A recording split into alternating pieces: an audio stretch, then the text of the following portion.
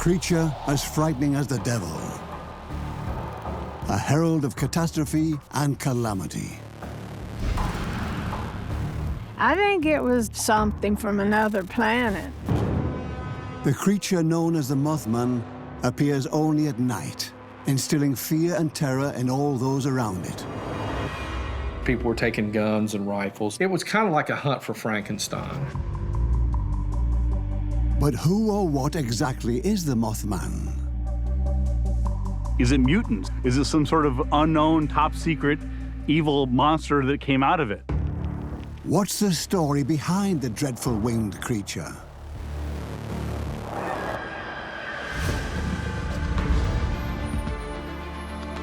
The great myths of mankind. Mysteries passed on over thousands of years. Inexplicable events, places shrouded in legend, and superhuman heroes. Even scientists are fascinated. Is there any truth to these ancient legends? Researchers across the globe are working hard to solve the greatest mysteries of our time.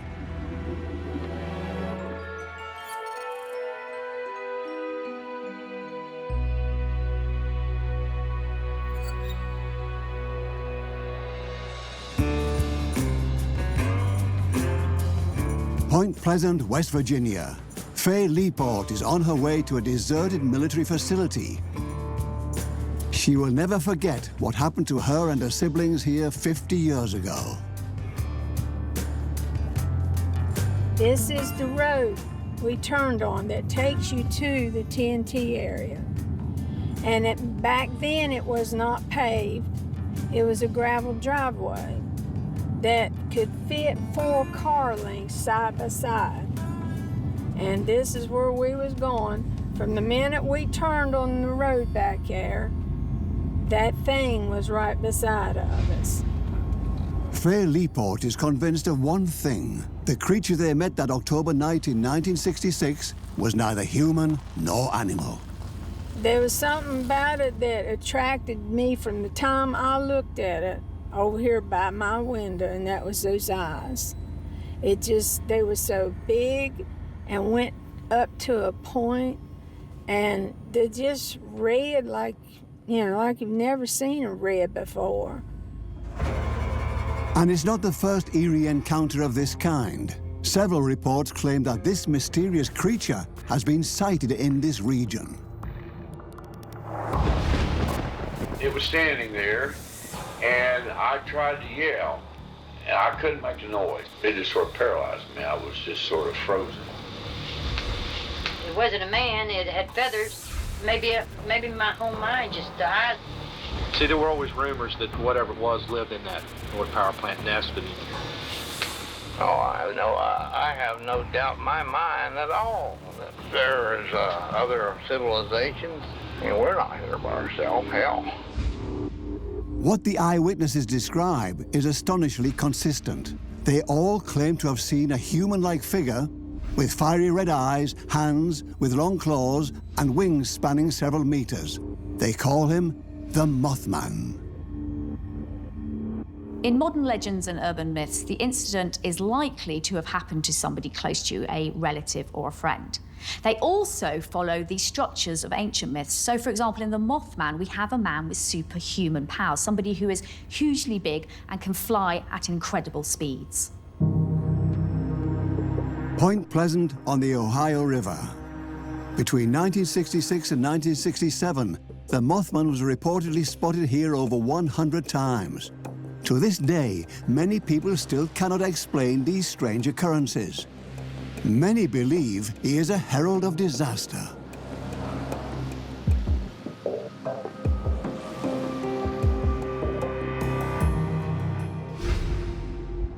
Even Hollywood has capitalized on the incidents.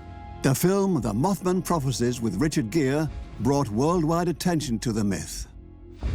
The Mothman Museum in Point Pleasant. This is where Jeff Wemsley has been collecting everything related to the eerie creature. It all began on November the 12th, 1966. There were some guys that were digging a grave late one evening. The sun was just going down, and they described what they called a brown flying man that flew over top of their heads as they were digging the grave. 2 days later, the next encounter. Now, on November 14th, Noel Partridge was sitting in his living room with his family. They were watching TV. It was about 10 o'clock, 11 o'clock at night, and he said he heard a strange whizzing noise, a high-pitched shrill, out in the back of the field behind his house. All at once, the TV started winding up like a high-pitched generator, winding up to a fever pitch. And at the same time, my dog, the bandit, on the front porch was letting his long death howl. Ooh. And the screen exploded into the floor. He went out to the back to have a look, and he saw red rotating lights. When I looked down there, all I seen was red lights going around. The first thing that entered my mind was that it was a helicopter, but there was no noise. The dog, he took off down through the field. You know, the dog disappeared. They had search parties looking for it for days and never could locate the dog. And within the span of 1 day, Point Pleasant witnesses yet another incident. November 15th, 1966, these two young couples, Steve and Mary Mallett and Roger and Linda Scarberry, were just riding around the TNT area. And as they topped one of the little dirt road hills, they saw what they thought was a man standing in the road. As they got closer, Linda said that, "I don't think that's a man." They find themselves standing face to face with a human-like figure with giant wings and fiery red eyes. And she said it had a wingspan of probably 10 to 12 feet. And they got closer in the car, and whatever this thing was, it ran towards one of the vacant power plant buildings. In panic, the young people take to their heels. And that's whenever they went out to the main highway and started heading back into town. And that's when Linda said it came over top of their car. They step on it and drive away, but the strange creature has no trouble keeping up with the car. They were doing probably 90, 95 miles an hour down the straight stretch of the highway, and she said it came over top of the car. She said the wings were so big when it flapped its wings, which was very intermittently, the wings were hitting the bottom of the car doors, slapping the sides of the car door. And that was the beginning of the sightings here in Point Pleasant. Local newspapers jump on the story and report what the four witnesses told the police. I could hear the wings flapping as if to get more speed as it went up. We were all terrified and kept yelling for Roger to go faster. This thing stood about 6 feet tall with wings on its back. It was light gray in color. It has muscular legs like a man, fiery red eyes that glow when the light hits it. Eyewitness reports are generally unreliable because of the malleability of human memory, and particularly when we have a group, the fact that everybody will have different cognitive biases, which means they'll notice different elements of importance. However, in this case, the group of teenagers were all interviewed independently, but all gave the same story, which does make the evidence stronger. This thing, whatever it is, definitely not a crane or a goose or a balloon or any of the things it's been called. I've seen it and know what it looks like. I know people are laughing at us. People have said we were probably liquored up, but we were not. At first, hardly anyone believes their story. But in the days to come, the Mothman is spotted 8 more times.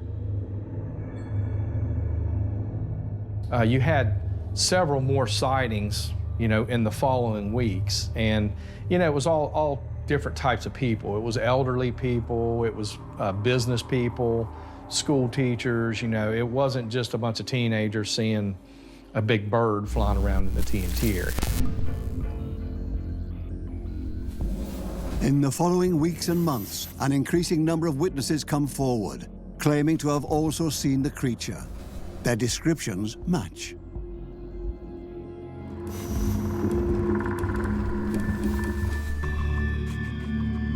They all claim to have seen a human-like figure, over 2 meters tall, with wings spanning 3 to 4 meters, sharp claws, and bright red eyes. People tell of his blood-curdling cries and how he follows cars and targets small animals. Is there perhaps more to these sightings than pure imagination? A lot of people were scared. You know, they were scared to go out at night. The local elementary schools wouldn't let the kids out during recess there for a while because they thought this thing was big enough to come down and pick a little kid up, fly off with him. So that somebody was taking it serious at that time. Fair Leaport is convinced that the Mothman is real. To this day, she feels uneasy going to the old military facility where she and her siblings are alleged to have seen the Mothman. Yes, this here area was the ideal place for the Mothman. And we were just coming down through here. My brother was going to prove that it was fake because he likes to show people up. He's know-it-all. And it was right beside our car, right beside where I was sitting in the car, right there by the window. If I'd rolled the window down, I could have touched it. The 4 teenagers try to outrun the Mothman. And it just followed right along by the car. And just like no problem at all for it to be there. And we turned thinking it would stay straight. It turned right with us. It just went from the side to the hood. Now, how could it done that? Just in a blink of an eye. Squatted and just sat there and looked at us. Just kind of look at him, then look at me, and then look at me. Just like, you know, what are you? I'm trying to figure out what you are, you know. Are you going to do something to me? We was wondering, is he going to do something to us? Because we thought it could have kicked the windshield out. Shortly thereafter, the creature disappears into the dark night. And then it just stood up and jumped. That's when the prettiest set of wings I ever saw. Big enough to hold that weight and that length of the form it was, and just carried it right on off into the night. And we never saw it again. But the sightings continue. A growing number of people report having had similar spooky encounters. Many locals believe the Mothman is a herald of doom.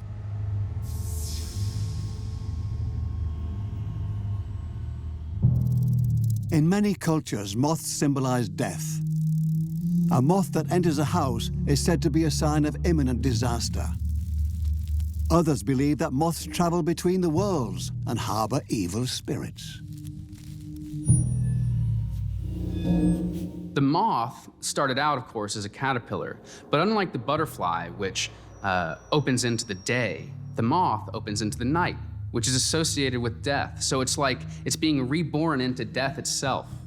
And so the Mothman, is a kind of natural figure that represents both transformation, a kind of future metamorphosis, but also one that lives in the domain of the dark, in the domain of death. So is the Mothman really a bad omen, bringing disaster to Point Pleasant? On December the 15th, 1967, these fears seem to materialize. At 5:04 p.m., the Ohio River is struck by a catastrophe. The Silver Bridge collapses exactly at rush hour.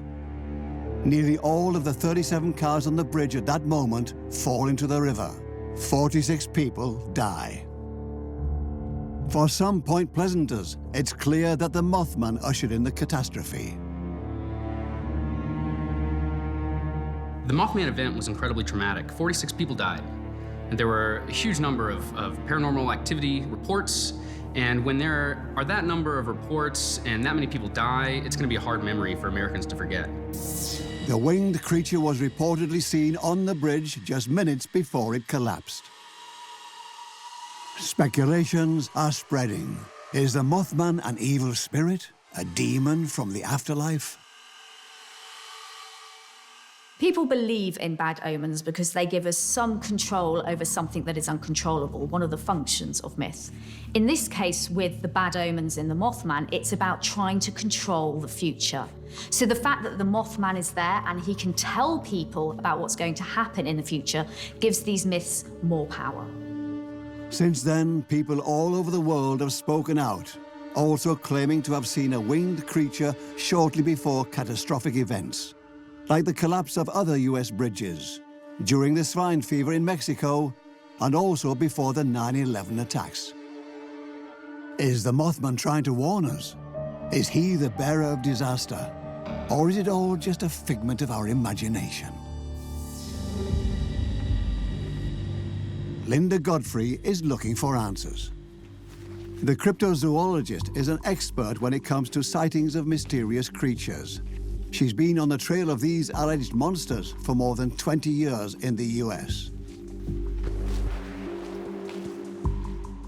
In a time when everybody is looking to explain the unexplainable animals that we have all around us, somehow we have to try and sort out which are real natural animals and which are things that come to us from some other realm. The Mothman has been most frequently sighted in the TNT area of the former military grounds in Point Pleasant. Linda Godfrey uses technology to get to the bottom of the mystery.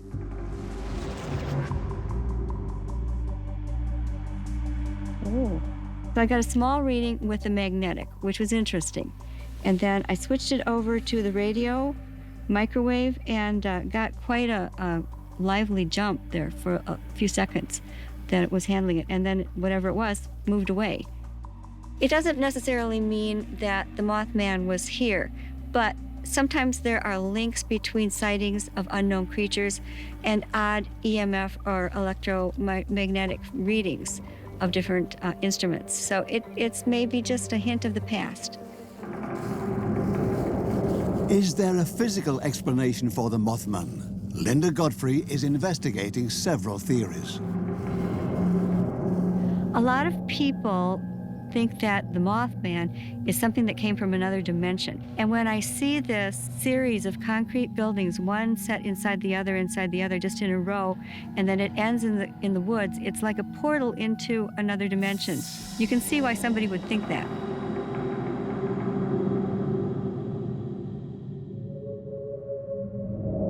Like many others, Linda Godfrey believes that creatures like the Mothman appear as heralds of calamity. A harbinger of doom is what many people have called this creature and others like it, because they seem to show up when something bad is going to happen and then disappear soon after. Are they here to warn us? We don't know. It seems that often the warning isn't heeded or is misunderstood. Are there any living creatures that science still doesn't have an explanation for? Linda Godfrey is convinced many beings and forces exist that we still don't know about.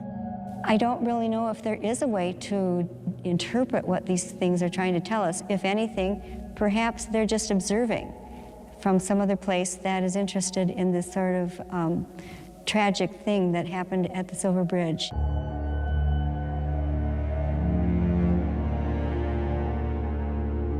After the bridge collapsed, an increasing number of people report to have seen the Mothman before the tragedy. People soon say Point Pleasant is cursed. And indeed, there was a dark period in the city's history. It dates back almost 250 years.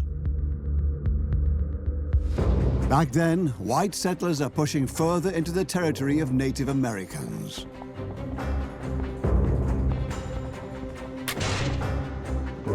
The Shawnee are defending their land against the intruders. Their battle is bitter. One of the bloodiest battles takes place on October the 10th, 1774, near what's now Point Pleasant. The Shawnee are defeated, and Chief Cornstalk is forced to sign a peace agreement with the Palefaces.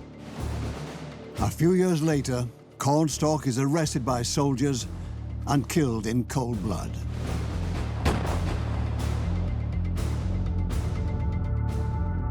Legend has it that the chief cursed the place just before he died. To understand American folklore, you need to appreciate the different layers to it. You have the Native American beliefs, then you have the European settlers, and then a whole new wave of migrations. And they all bundle together and clash and create something that's completely unique. Is the Mothman nothing more than the personified version of Chief Cornstalk's curse? The giving of a curse as someone dies is a old motif. It's happened in myths and memories throughout time. And there's something about somebody straddling both sides of existence, life and death, where they're kind of trusted to almost have some power or at least some ability to see what's going on the other side. The dramatic events have left their mark on Point Pleasant to this day. Once a year, amateur actors reenact the battle and the murder of the Shawnee leader in the fort where Chief Cornstalk was killed. Denny Bellamy has been studying the history of Point Pleasant for many years. He sees it as his duty to keep the story of Chief Cornstalk's death alive. They just kicked open the door of the cabin that Cornstalk and his sons were held in and shot him. And that kind of created a legend. Apparently, they said that Chief Cornstalk put a curse on Point Pleasant for murdering he and his sons. And it's become part of West Virginia history. And the Cornstalk's curse on Point Pleasant, it's in our 8th grade West Virginia history books. And it just naturally became part of the Mothman legend.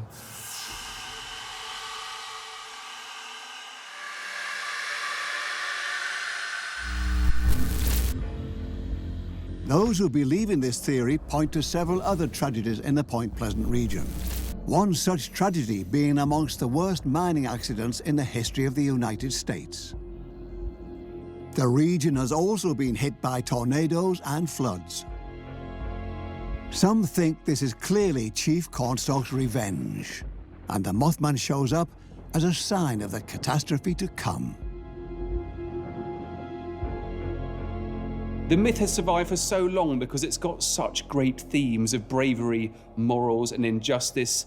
And it's also the same story repeated. You have the Native Americans fighting for their land, and then you have the settlers fighting for their own land against the English. And it all gets bundled up and confused with the Mothman story itself. And that meant that it survived for generations.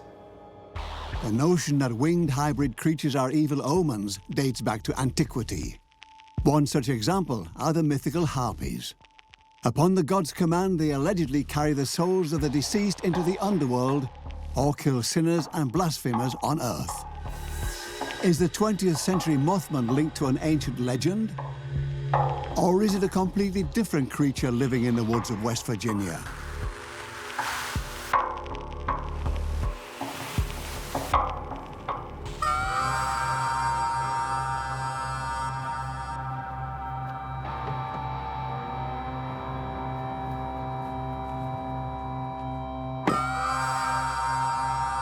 Benjamin Radford is an expert for paranormal activity. In other words, he tries to explain monster sightings. Like in Point Pleasant.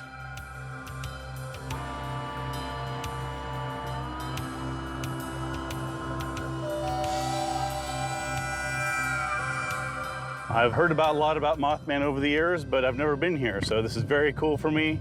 I've never been to the area, and I want to see what's going on. I investigate mysterious creatures and monsters around the world, especially the folklore. I love the folklore, I love the legends, and I love to decide, is this real or is it not real? That's what's cool to me. Benjamin Radford wants to find out what the Mothman is all about. Pure imagination, or is there more to the story? With artist Brian Jarrell, they pore over old witness statements looking for clues. Could there be an explanation that's been overlooked? When I was standing in front of it, it impressed me how much wider it was than me. I would say that its shoulders would at least a foot on each side of me wider. What did these people see? The artist tries to depict their descriptions as accurately as possible. So this is one taken in 1966 by Marcella Bennett. She described it, quote, like a big bird. She described a head, but not much about the head, but she described the head's position as being sort of on the side. So let's listen to a bit of the tape and see if we can hear more. And then I just started looking up, and when I got to the shoulders and the head, I could see it wasn't a man, that it looked more like a bird. But it was too big. In my mind, I thought it was too big for a bird. My mind was just, I thought, you know, I've never saw anything like this. There you go, but clearly a large bird-like creature. The descriptions match up. Is there a natural explanation? So we have another report. This one was from Darren Hayes. And this was, I think, in the late 90s. So let's listen to another segment there. Yeah, I just knew that I was in a dangerous situation. It just felt like something evil was coming that way. You know, I saw, you know, this big bird-looking thing go over top of my car. I mean, it was big. Chased me all the way clear out to the main road, 62 or whatever that is. And I headed to Point Pleasant, and I felt threatened, like, you know, I was in danger. The witnesses give different details, but their accounts have one thing in common. The full picture surrounding the sightings in and around Point Pleasant remains vague and eerie. There's one strong theme in these reports, and that's ambiguity. It's not clear what they saw. In the report, they say, I don't know what I saw. They give little details. They saw feathers, they saw a head, they saw little small things, but they don't know what they saw. If they knew what they saw, then it wouldn't be a mystery. There are just two recurring features, large wings and glowing red eyes.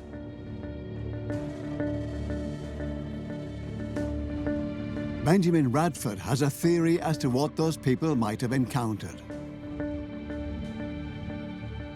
I reviewed the original Mothman eyewitness descriptions, and they're all very bird-like. A glimpse here, a glimpse there, including the red eyes. So we wanted to come here to the wildlife sanctuary to sort of see what eyewitnesses might have seen.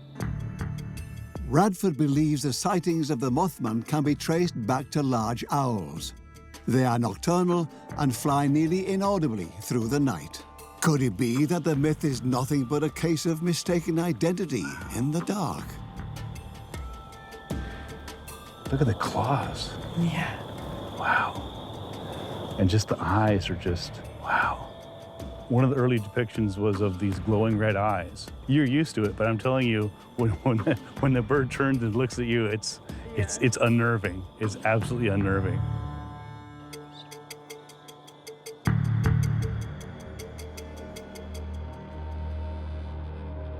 Owls have strikingly bright eyes, sometimes yellow, sometimes red. But is that enough of an explanation? Benjamin Radford has yet another theory. The eyes of many nocturnal animals produce a potentially scary effect at night. They glare brightly, especially if they're caught in the lights of a car or a torch. Nocturnal animals have a reflective layer behind their retina called the tapetum lucidum. It reflects light, allowing them to see better in the dark, and also making their eyes glow. In owls, this reflective layer can even look bright red. Can it be that the whole fuss about the Mothman has been caused by an owl from the West Virginian woods? One thing I especially noticed was when it was flying at me, it was just startling because you don't hear it. It's just suddenly there. And you can imagine if you're out somewhere in the wilderness at night, and if you have a flashlight or something, and you suddenly see this coming at you, it has this like strobe light effect in your head. But one detail of the owl theory doesn't add up.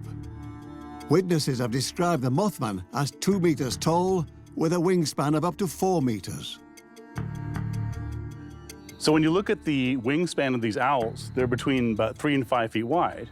Well, the Mothman is supposed to be far bigger than this. The wingspan would have to be 3 or 4 times his width, and it just doesn't make sense biologically. It can't be a real animal. Is it possible that owls seem larger at night?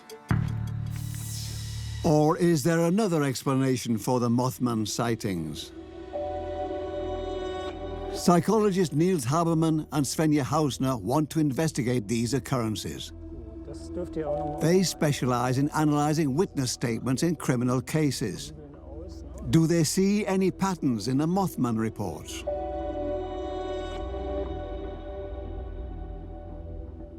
An experiment with 2 test groups at a former factory site in Berlin.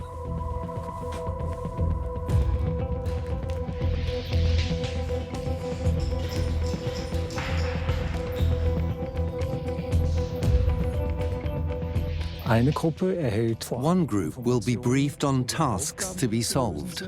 Once they're working on the tasks, the Mothman will appear.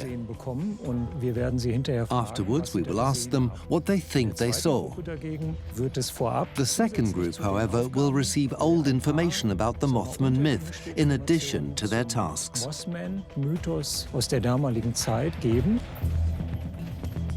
Will the 2 groups make divergent statements? The first participants set off into the dark building. A scavenger hunt distracts them from the actual test. All of a sudden, our Mothman actor appears. Oh my God, I saw something, a ghost. Directly following the encounter, the scientists asked the group what they experienced. Tell us, what did you see? Of course, I couldn't see much. It was all quite blurry, and I only saw it out of the corner of my eye. And if you had to compare it to something you've seen before, what would you say? Batman. Yes, I would have thought of Batman too. Definitely Batman. With red coals, glowing embers as eyes, I'd say. The second group is up. Will the priming, the process of influencing them with information beforehand, affect their perception?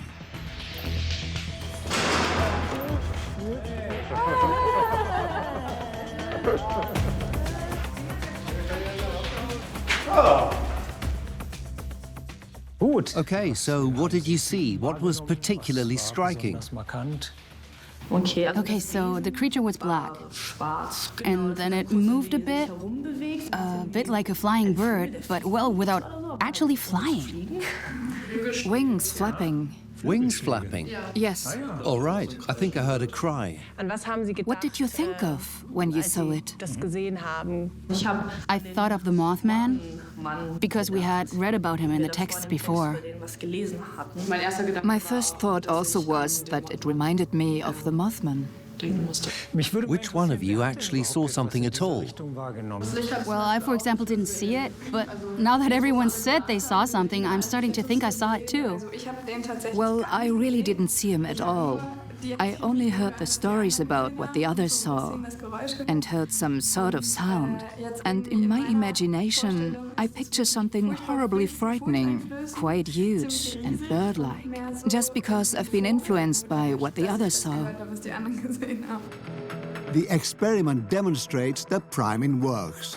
Those who have heard the story of the Mothman are more likely to believe that they actually saw him.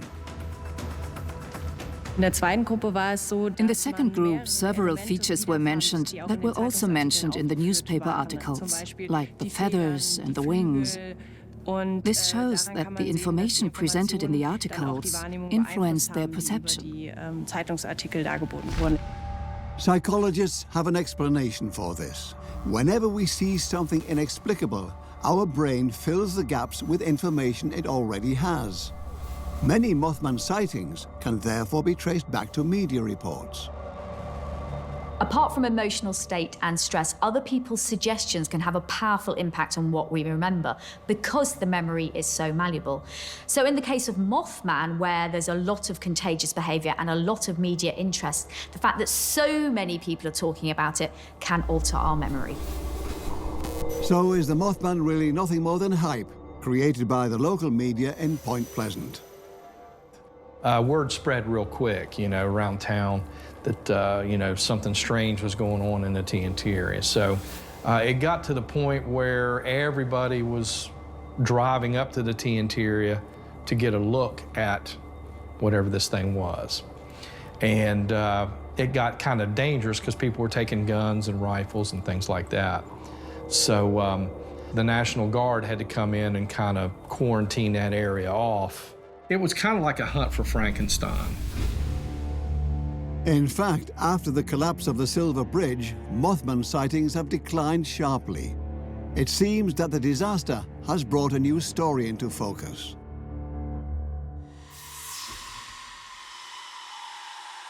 Others believe the Mothman moved on after the tragedy to wreak havoc elsewhere.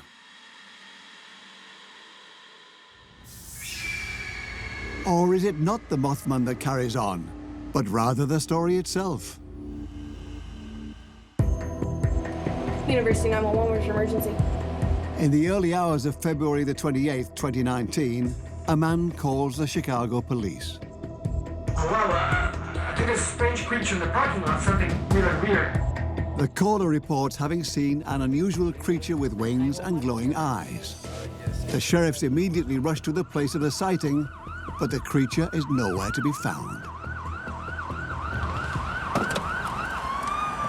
In the official police report, the creature is described as being 7 to 8 feet tall, in all black. It allegedly made a screech noise and followed the man before eventually retreating. In the report, the sheriff on duty flags the case with the words, "Investigation to continue." It's not the first sighting of its kind in Chicago. Since the 60s, there have been many reports from people all claiming to have seen a winged creature. In 2017 alone, it was allegedly seen 50 times. To this day, there is still a steady stream of sightings. Chicago eyewitnesses also describe a black creature with wings taller than a man with glowing eyes. Some link the Chicago Mothman to the creature from Point Pleasant. Author Tobias Wayland has interviewed close to 100 eyewitnesses for his research on the Chicago Mothman. In Chicago, Wayland wants to put the statements into context. We're here at the North Branch of the Chicago River at their river walk. This is the sighting of David Ramos's 1971 encounter with a tall, thin-winged humanoid. In 1971, David Ramos, a former Chicago police officer, made a discovery on the banks of the river. To this day, he still has no explanation for it. I'm going to go ahead and try to get David on the phone here. Ramos now lives in Florida. Wayland has been in contact via phone and email. Dave here.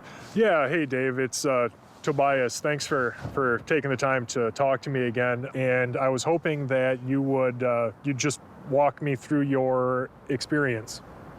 I was like 12 years old or so, and I went up on the bank of the river and looked north, and about 200 feet away there was a huge figure, and I was looking, and it turned and it looked at me.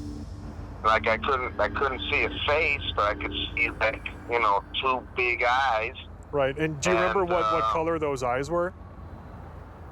They were like yellow. Okay. A yellowish or red. It was just like it seemed to me like they looked like goggles. Okay. But because they were big, and then the right wing went up, his right hand went up, and it was a big wing, and it was black, and it flew up into the tree. That thing stuck in my head forever. Right. After that. Now I'm 60 years old. Wow. And so the weirdest thing I ever seen in my life to this day. The Mothman sightings in Chicago remain a mystery. Many witnesses are afraid to speak out publicly, worrying they won't be taken seriously. If you believe these witnesses, if you take them at their word, and often I have no reason not to, then there is no natural, mundane explanation for what they've seen. But do I believe that the possibility exists that it could be something paranormal, that is to say, outside of our normal consensus reality? Yes, I do think that's possible. So was it more than just a nightly encounter with owls after all? People in Point Pleasant have their own theory. The Mothman is not the only seemingly inexplicable sighting that was made in the area in the 60s. Witnesses claim to have seen strange lights and UFOs at Point Pleasant around the same time as the Mothman sightings. Faye Leaport and her siblings saw them too. We saw something while we were after them cows.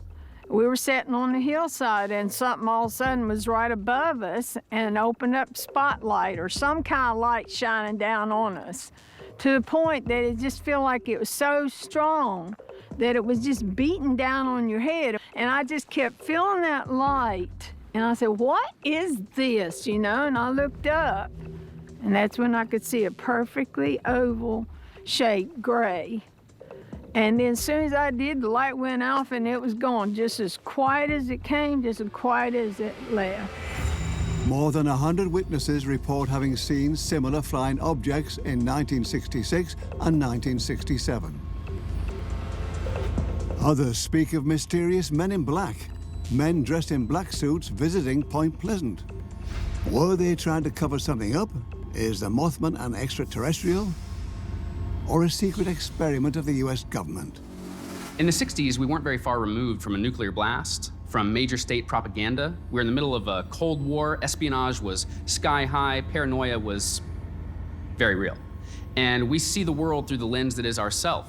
So at this time, it's possible that our relationship with the Mothman story could have had something to do with the paranoia that was stimulated at that time.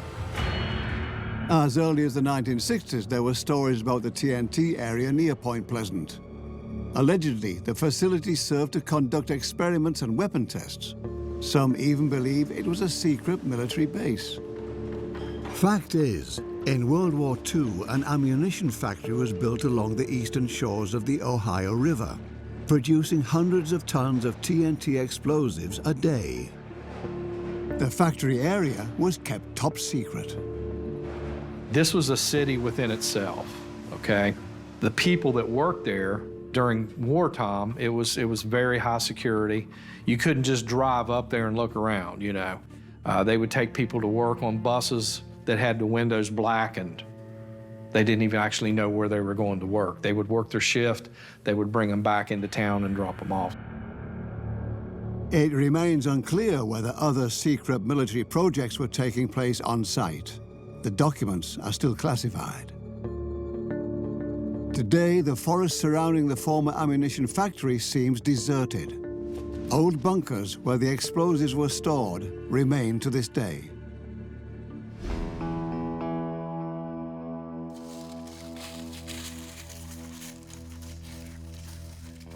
Benjamin Radford is in hot pursuit of the Mothman.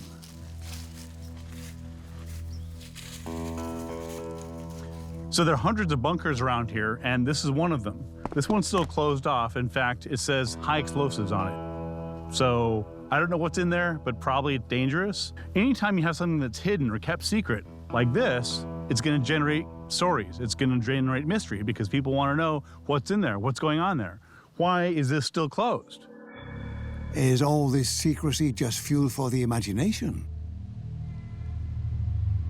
In the late 70s, fishermen make an unsettling discovery. They find red toxic water seepage.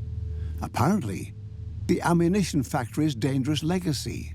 It seems they have been poisoning the area for decades. Some even speculate that the appearance of the mysterious Mothman may be linked with the poison. Some people thought that this Mothman creature or giant bird or whatever may have got into some toxic waste. It sounds like a script right out of a science fiction movie, you know. But they thought, well, you know, maybe this was a bird. It was a mutated bird of some sort.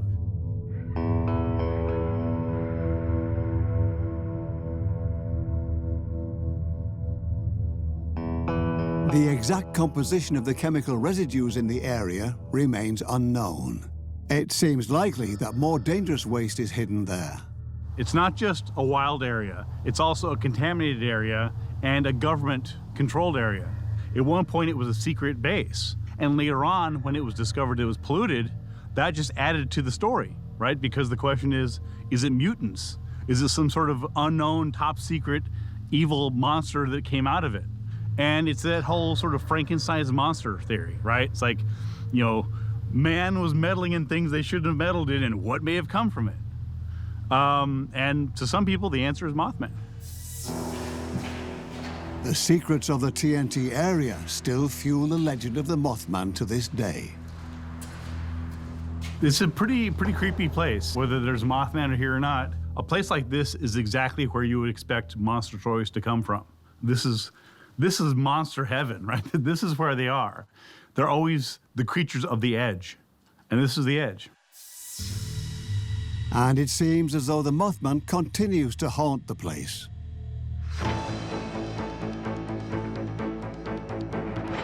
On Sunday evening, a man driving along State Route 2 in Point Pleasant had seen a strange creature jumping from tree to tree. Is this the legendary Mothman? On November the 20th, 2016, a man takes these pictures from his car. They bear an uncanny resemblance to the sightings from 50 years ago. Some believe that the Mothman has returned. Urban legends remain powerful, partly because they exist in that grey area between truth and fantasy, and because of this, our fascination with them persists over time. Even in Chicago, there is still no end in sight to the strange incidents. Time and again, witnesses are getting in touch with Tobias Wayland, saying they saw the eerie creature. All right, so here we are at Little Village's Petrowski Park. This is one of the sighting locations of the Chicago Mothman. Let's go have a look. In September 2017, the bird-like creature was spotted here 5 times. This is a largely Mexican-American community, and so they would describe the creature that they were seeing using that language. Often we would hear it compared to a lechuza, which is a shape-shifting witch in Mexican folklore. During the day, lechuza is said to take the shape of a woman. At night, she turns into an owl-like monster with black wings and red shining eyes. Like the Mothman, she is considered a bad omen. People would describe this feeling of fear that talking about what they had seen later would summon this thing back into their lives, as though just speaking about it would cause them to gain this creature's attention. Wayland can't explain the events, but the sheer number of sightings suggests that something unusual is going on here. Most of the people with whom I've spoken have reported that their personal timeline with their sighting is that they have the sighting prior to being aware of the phenomenon, which, if true, would actually argue against any kind of mass hysteria phenomenon happening. To this day, people still contact Wayland, claiming to have seen the winged figure.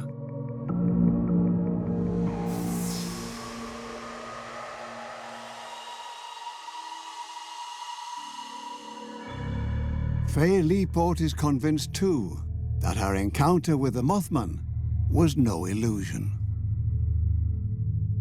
I think the Mothman, or whatever you want to call that thing, I think it was a race of something from another planet. I think it's nested out here. I really do believe it did. So anything could have made its nest up here and had a very good time of it because of all the trees, the brush, and then these bunkers. And being that it was in a man-type or human-type form, rather than roost in a tree or some kind of nest would make, what better place to hide out than those bunkers? So this was like whole heaven to it, in my opinion, and I think that's why it stayed in this area. She even had a drawing made based on what she could recall from the incident. The wings were like a bird, like I said all along, but it did not have feathers on its body, a fur-like type texture with dinosaur-type skin for the arms and hands and feet, and the biggest eyes, red, that you could possibly ever not even imagine, even really. I don't recall any kind of noise it made through our whole, I'd say 20 to 30 minutes of seeing this thing. I think it, was just trying to figure out what we were. Jeff Wemsley also doesn't believe the story is just a figment of our imagination.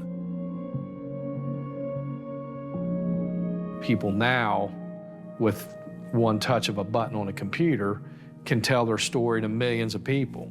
But back in 1966, it was one thing to go to the police department and tell them that you saw a 7-foot man with wings and red eyes, That was just unheard of. If it would have been just 2 or 3 people and that was it, I would be more skeptical than I have been, But when I talked to those people, I thought, why are they telling me this? They really have nothing to gain. They're just going to be ridiculed and made fun of, Many eyewitnesses still struggle to be taken seriously. That's all we can tell is what we saw. We're not going to expound on it and make it bigger, trying to make something into it. It don't matter to us. You can be skeptical all you want to about it. It wasn't you, it was us, and we're not even going to argue about it because I've always learned one thing.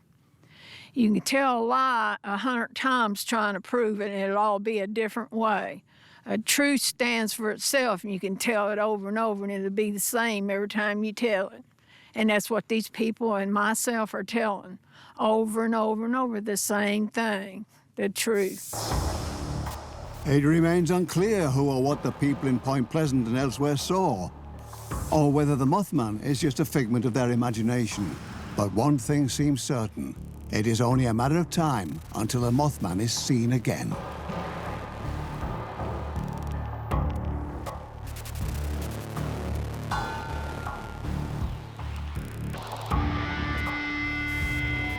Ghosts and specters, do they actually exist? And that was really like a flash from another world. People are terrified of these spirits from the afterlife. Every 6th person believes they are real. Death happens so quickly that their spirit lingers behind. Ghostbusters and scientists alike are on the hunt for evidence. I've been to apartments that looked like they'd been hit by a bomb. Do things really exist beyond reason? Look, lights. Where does reality end and where does the inexplicable start? Is it fantasy or reality?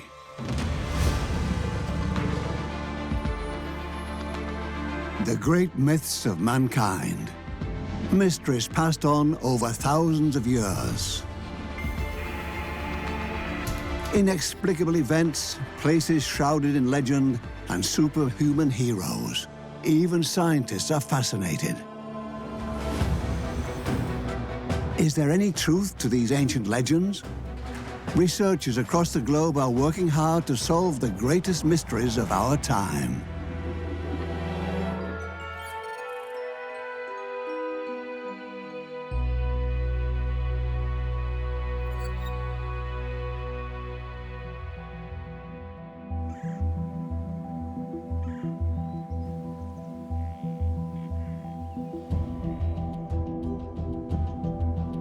Schallenberg Castle in Lower Austria dates back to the medieval times and has a dark past.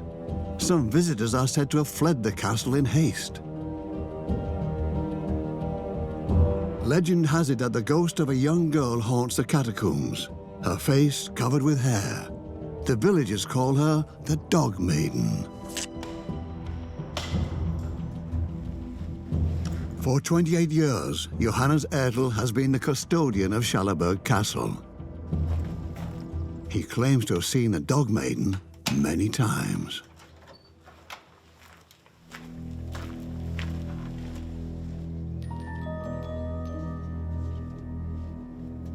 It all started one night when Ertl was checking the castle cellar. He says this was his first encounter with the ghost.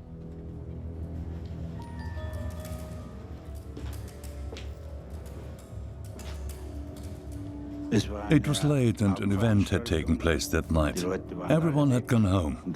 I was patrolling the place to make sure everything was locked. Then I entered the crypt, where I was hit with a wall of fog. As the fog began to clear, the custodian was able to make out a shape. In his eyes, it looked just like the ghost of the dog maiden. There stood a dog maiden, around 5 feet 5 inches tall. Beautiful dark black hair.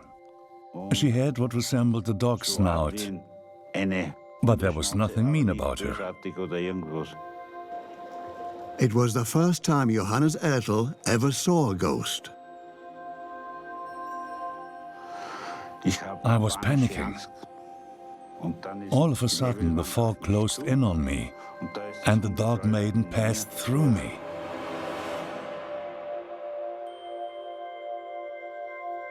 Filling me with a powerful, positive energy that lasted maybe 3 seconds, and then she was gone. He's not the only one who believes in ghosts. Similar sightings are reported frequently from all over the world. Studies show that 15% of the world's population believes in ghosts. Some say they appear as transparent spirits. Some claim they look just like us. Others talk of bizarre sounds, sudden drops in temperature, or an eerie energy. The souls of the dead usually haunt old castles or cemeteries. Some believe that if a person loses their life in a cruel way, they can't find their way to the afterlife and wander between the worlds instead. The concept of a ghost, also known as a spectre, is based on a very ancient idea that a person's body is separate from their spirit, and when their body dies, their spirit goes on living. And many cultures actually developed funerary rites to make sure that the spirit would not come back and haunt the living.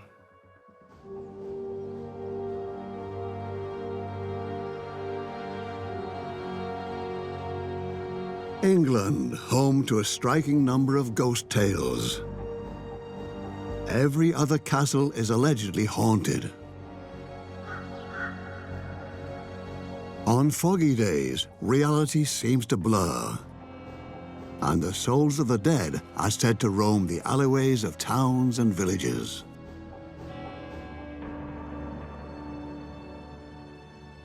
Around 500 years ago, London becomes the scene of a horrible act. Henry VIII, King of England, orders the beheading of his second wife, Anne Boleyn, for failing to provide him with an heir to the throne.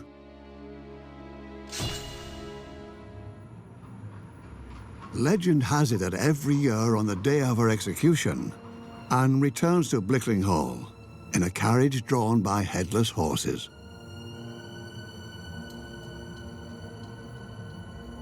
Until the break of day, her ghost wanders through the rooms of the mansion where she was born, holding her head in her hands.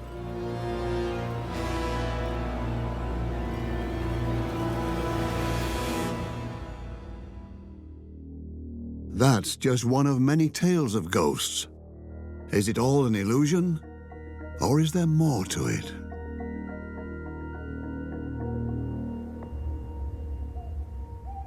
The appearances of the dog maiden in Schallenberg Castle are also allegedly linked to a real story. Back in the 16th century, the Losenstein brothers were residing in the castle. They got into a fight, and the younger brother died. To honor him, the villagers put up a cross in the valley, infuriating the older brother so much so that he shot the cross one night. Legend has it that his wife had a baby girl that night, but she was born with a furry face. The family rejected her, forcing her to live in the catacombs of the castle until the end of her days. Ever since, the dog maiden's ghost is said to haunt the castle. There have been numerous sightings. Legend has it that if you see her, one of your family members will die 3 days later. However, no such cases have ever been recorded. Johannes Ertel has grown accustomed to seeing the ghost.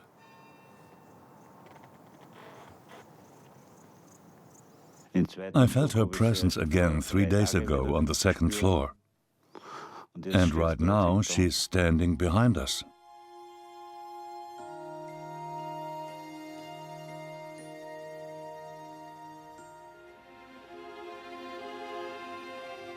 The custodian has no doubts. Researchers are looking for explanations.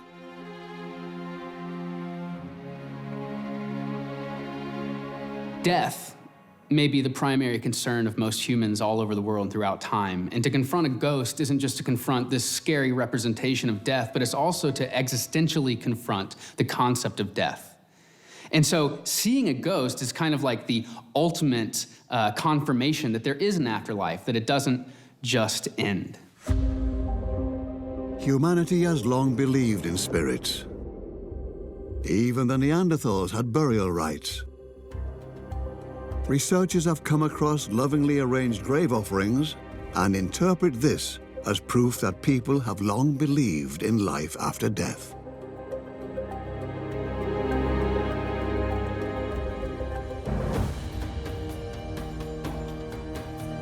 In ancient Egypt, the deceased were honored and their corpses were mummified so that their souls could return to their bodies.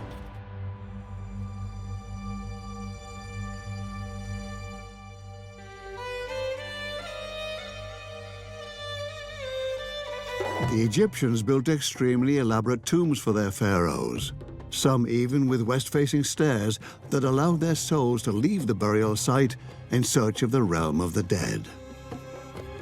Symbols and drawings on the walls of the burial chambers served as maps, guiding the soul towards the afterlife. To the Egyptians, nature was proof that all life is born again. Just like the sun continues to rise and the grass sprouts anew, people too rise from the dead. In Egyptian thought, the afterlife was believed to be the field of reeds where spirits existed. But if something was very wrong, they could then come back to the land of the living and to haunt people. But if all was well, the spirits could serve a very useful job in watching over the lives of the living. In the Roman Empire, people deeply believed in the existence of ghosts that haunt the living. In his letters, Consul Pliny the Younger writes about a haunted house where people have heard mysterious knocking sounds and been frightened by ghosts. Believing in ghosts is an ancient part of our culture. The first written reference we have to a ghost haunting a house or a person is by Pliny the Younger in the 1st century AD. And ghosts are based upon the idea of the separation of the body and soul. Now, in some cultures, funeral rites are carried out to make sure that the person is fully at rest, that the soul is at rest, and that therefore they will not come back and haunt us. But do ghosts really exist? Or do we just want to believe in life after death so badly that we think we see them? St. Francisville, Louisiana. Myrtle's plantation is known across the United States as the haunted place. Ghosts are even said to leave behind traces. Hester Eby has known the house for more than 40 years. She shows us an old mirror with a curious detail.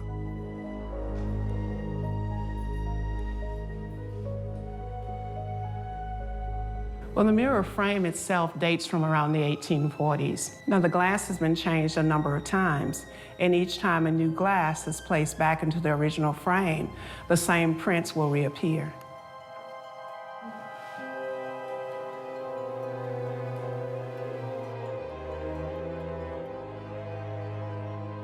We clean the mirror, normal, Windex, whatever, but those prints do not go away. Fingerprints on a mirror that won't disappear. Messages from a ghost? I think the prints continue to appear, and the faces, when people take photographs, show up in the mirror because that is where the spirits live, or that's where they want to be seen. So they do come out. It's their way of letting you know that, yes, I am here. Staff and visitors report seeing a ghost-like woman in a green turban. Pictures show a shape. Are these merely stories to entertain the tourists, or are we dealing with an actual ghost? Locals tell the story of an enslaved woman named Chloe who allegedly worked on the plantation. In an era when wealth and dignity could only be enjoyed by white people, the hard work in the fields and around the house was left to the slaves. In the early 1800s, the Woodruffs live on Myrtle's plantation. Chloe, one of their slaves, wants to take revenge on the plantation owner for sexually harassing her. She makes a poison cake. But only his wife and 2 children end up eating it. They all die. Legend has it that the other slaves decided to hang Chloe for this.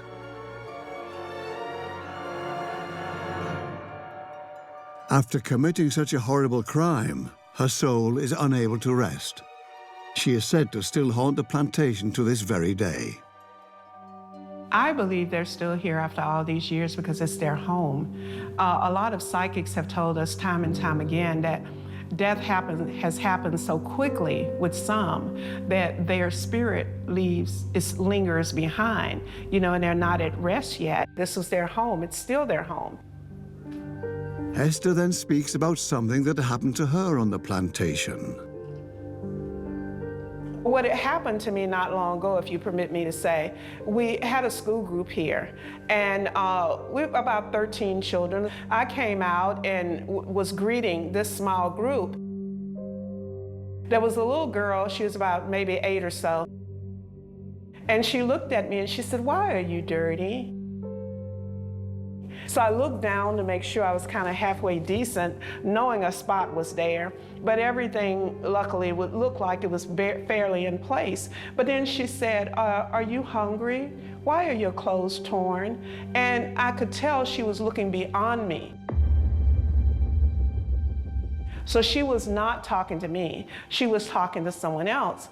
And I looked at her mother, and her mother looked at me, and she winked, and we didn't say anything else. We left it at that. Did the young girl really see Chloe's ghost? Believing in ghosts is something that is widespread in many countries across the world. Some people even think they convey deeper messages.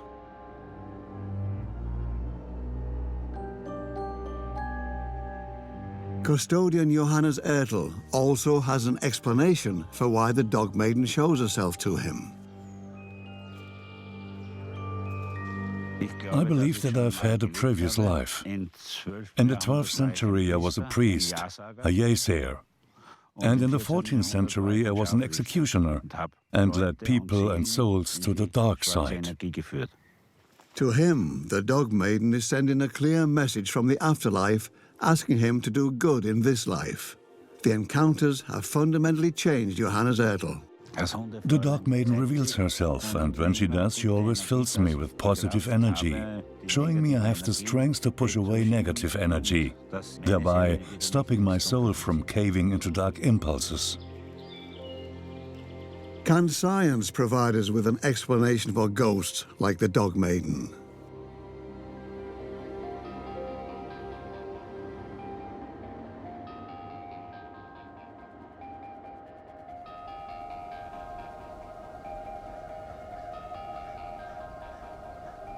The Black Forest, southern Germany, the scene of many ghost tales. This deserted hotel in the town of Freudenstadt is said to hold dark secrets. Most locals steer clear of the place altogether.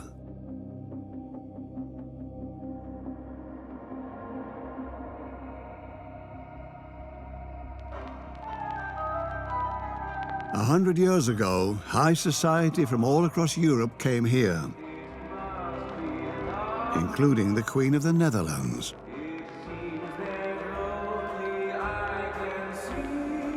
In World War II, the hotel was turned into a military hospital, which appears to have left behind a grim legacy. Legend has it that the owner of the hotel was killed in her room in 1949. Soon, rumors about ghosts started to spread. We used the empty hotel for a nighttime experiment. We want 2 teams to find out if the place really is haunted and see the impact the ghost stories have on our participants.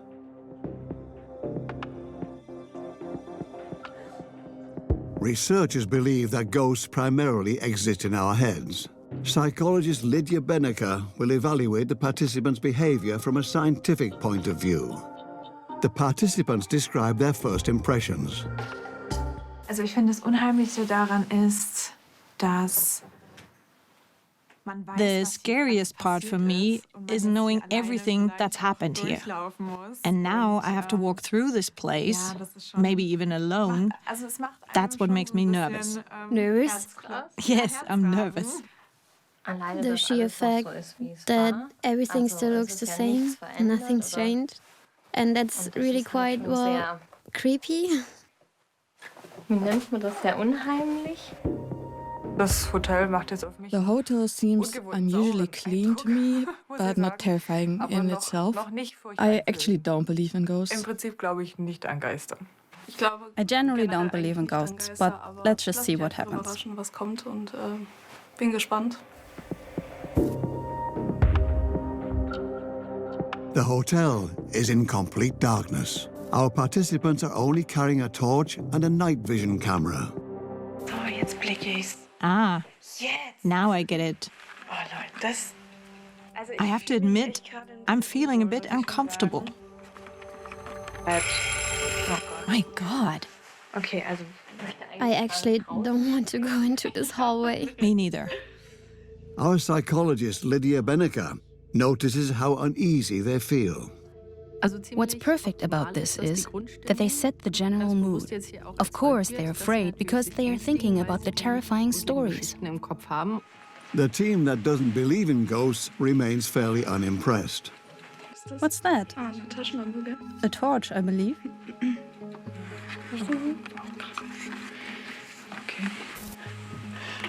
Okay, now we're walking down the hallway.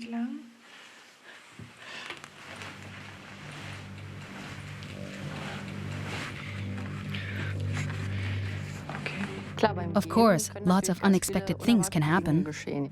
That was so scary back there, wasn't it? Holy cow. Oh no, okay, this is getting really scary now. Okay, What is it? I don't know where to go. The place, the darkness, and the scary stories have an impact. Zoom in a bit. Okay, is that a painting or something? Get a little closer. I don't even want to touch it. Oh God, go a little closer. Geh mal weiter vor. Hold this and I'll do it. What is that? Wow, it's freezing in here. Yeah? It's as though somebody doesn't want us to go any further. None of them wants to rule out that the place is haunted. This is a perfect example of how our expectations and interpretations can impact our perception. They are imagining that something's out there. They view this as a warning not to continue, instead of seeing it as an ordinary phenomenon with a simple physical explanation, being that hallways are sometimes cooler than closed rooms.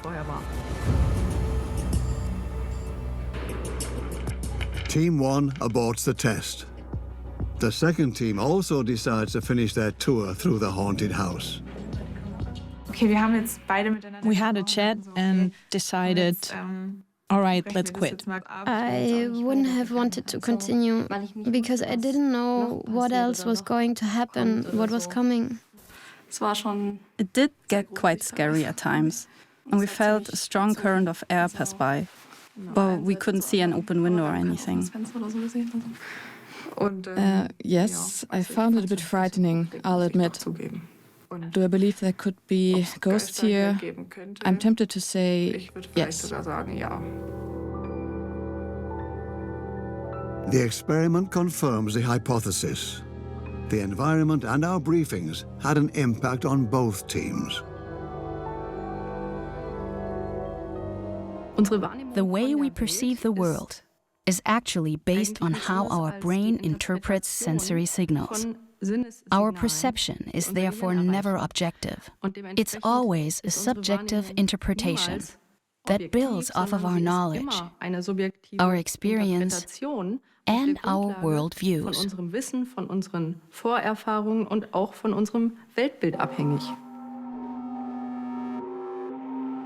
If everything happens in our minds, and we all live in our own worlds, does that mean that ghosts exist for some, but not for others?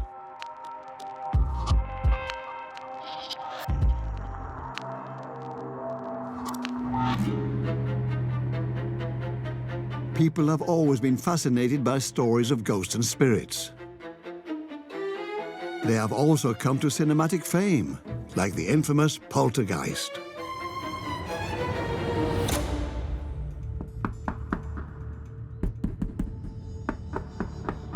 Poltergeists are said to communicate via knocking sounds or ravage entire rooms. Witnesses describe a typical poltergeist as an amorphous being whose actions you can only see or hear. Most incidents are actually caused by people who want to scare others, but initially they create a lot of bewilderment and fear. Bavaria, Germany in the 1980s. Events at a dental clinic make international headlines. There's a voice inside the walls of one of the treatment rooms. The dentist and his patients are baffled. Police investigators are trying to solve the riddle using malicious caller identification and radio receivers.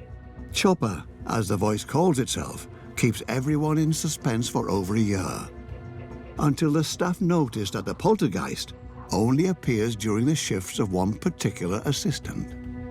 I won't contact you again. The colleague is caught, and the Chopper case is closed. Chopper, the supposed ghost voice at a dental clinic in Neutraubling, Bavaria, made headlines for quite some time, but now the real Chopper has been exposed. So it turns out that this time the ghost was man-made. However, this isn't always the case.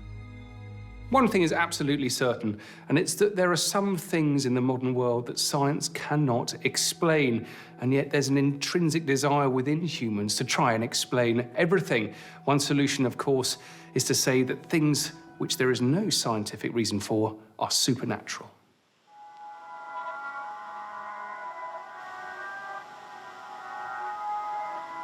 Freiburg, in the deep heart of southern Germany. Walter von Lucadou is a physicist and psychologist and head of the Center for Parapsychology. Since 1989, he's been investigating all sorts of ghost phenomena. The center works on up to 3,000 cases each year. The parapsychologist believes paranormal phenomena are real. I've been to apartments that looked like they'd been hit by a bomb, and the people there said, "We didn't do that." Walter von Lucadou wants to find scientific evidence for haunted places. There's often a simple explanation.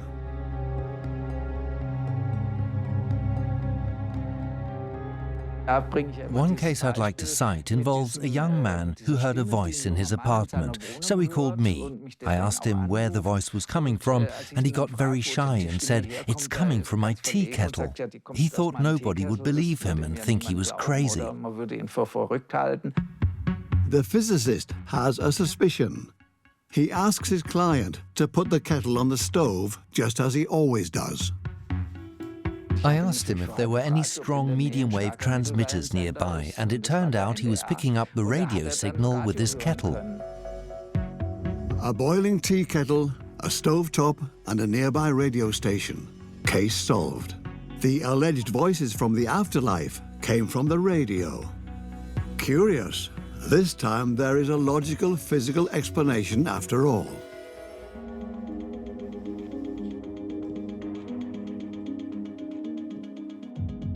But some mysteries remain unsolved.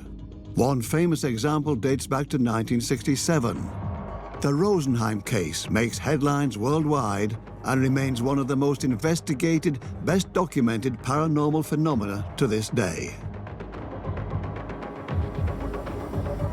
Legal assistant Anna Marie S. is suspected of staging the spooky events. Every time she enters a room, unusual things happen.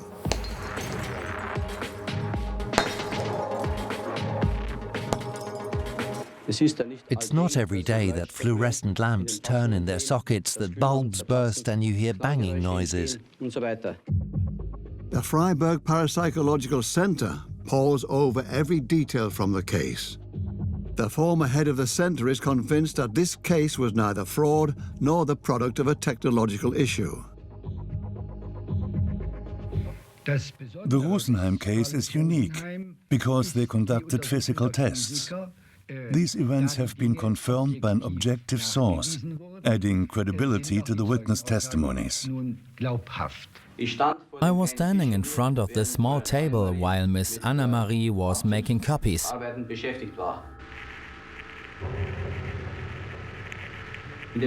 At the very moment, the flower painting turned very quickly counterclockwise by about 320 degrees, and the mounting wire got caught in the hook. Is there an explanation for these unusual events? Anna-Marie is accused of fraud. Experts believe that in this case, mental state had an effect on the objects. According to the theory of psychokinesis, some people carry so much anger that it causes pictures to suddenly spin or objects to fly through the room. Parapsychologists like Hans Bender and Walter von Lucadou believe that psychokinesis can serve as an explanation for the Rosenheim case. The ghost is a psychosomatic reaction. It's called externalization, and it can mean that people transfer their inattention to their environment. And obviously, that's typically the place where they live or work. We call them focus persons or paranormal triggers. Lucadou says that most paranormal phenomena arise when physics and psychology intersect. Looking at the phenomena, we can see there's a very intense and direct relationship between what happens in the external world and what happens in a person's mind. Are we the ghosts? Can we move objects with our minds? Scientists still have a long way to go.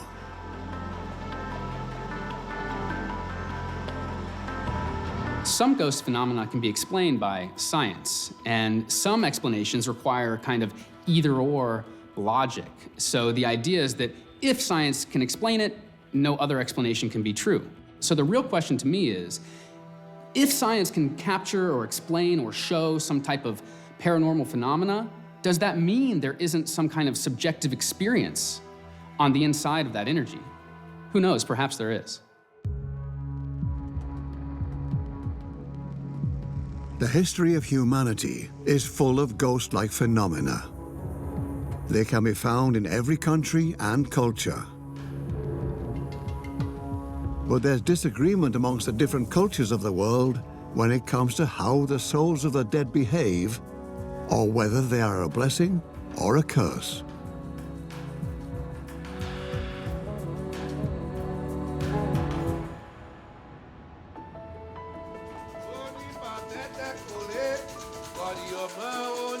This backyard in Berlin-Kreuzberg leads to the only Candomblé temple in Germany.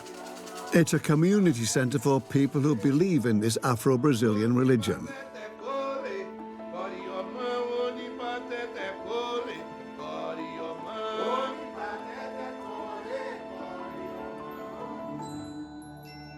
The belief revolves around connecting and communicating with the Orishas, the spirits of Candomblé. The Baba Orisha is the highest spiritual leader of the community. Candomblé is a good fit for Germany, not least because Germans like the principle of give and take. We feel the same way. It's all like a trade. I give something and in return I receive something. That's the balance. That's Candomblé. Das ist Candomblé. The Orishas are forces of nature. They're in the trees, the wind, the sea, the earth. There are up to 16 different main ghosts, and every person is connected to several of them. Every worshipper within the Candomblé community is told which Orishas will offer them strength and knowledge. But only the oracle can reveal this information. The Baba Orisha is the only one allowed to share it. In a small room in the basement of the Candomblé temple, the spiritual leader establishes contact with the spirits.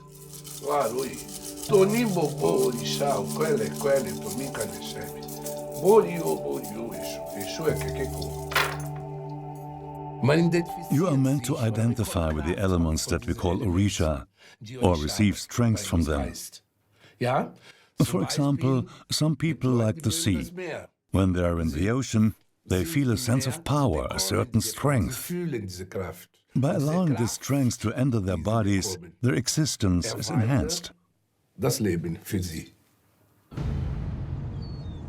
When Africans were displaced as slaves, the Orishas crossed the ocean too and reached the shores of Brazil, where they've remained omnipresent to their worshippers.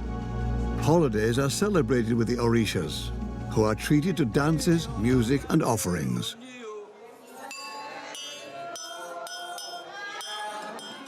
The children of the saints, as they are called, can establish contact with the spirits in a ritual trance, allowing people to receive their blessings and strength. The Candomblé community calls this strength Ashe. But what happens when someone dies? There is no such thing as death. You don't die. You no longer need the strength. And your body turns into earth, into Orisha earth. And the spirit goes to the ancestors, where it evolves.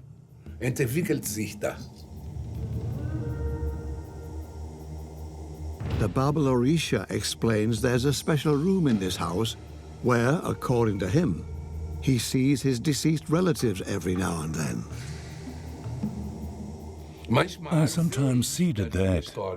I don't mean that I talk to them. I mean that I see them, like an image passing by. When I see my mother, my grandma, my dad, or my siblings, any of them, I see an image. I know they're there, and I can feel it too.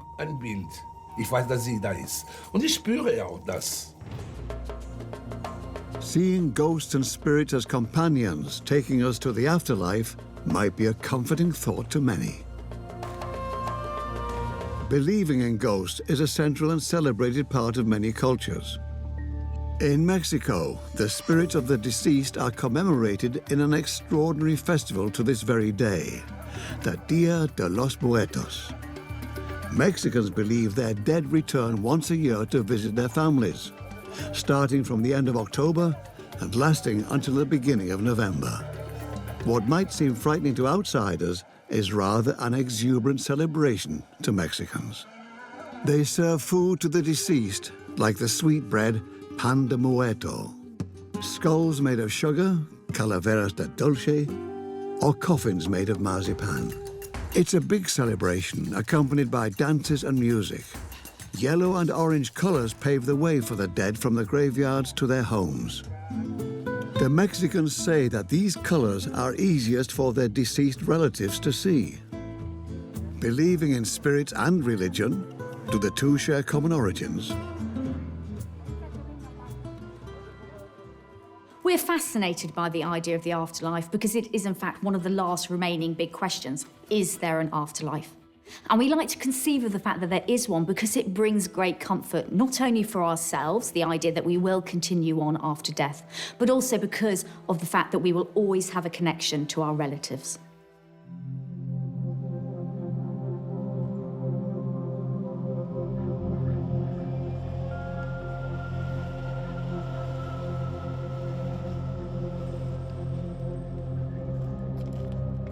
Karin Huber is a medium from Frankfurt, Germany.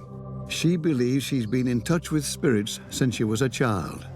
Connecting with the afterlife has become routine for her during her sittings. I was able to sense the world of the spirits as a child. I thought there were people walking through my bedroom at night. Talking to others, I realized that they didn't feel the same things and that I was different, maybe even weird to some. And that's why I stopped telling others about what I was sensing. During a car ride, her life was turned upside down. My wake-up call, if you will, was when I was driving down the motorway, and I saw this woman standing there. She was wearing a violet dress and a violet floppy hat. She looked straight out of the 70s. I hit the brakes at about 130 kilometers per hour. I almost caused an accident. And that was really like a flash from another world, from the afterlife.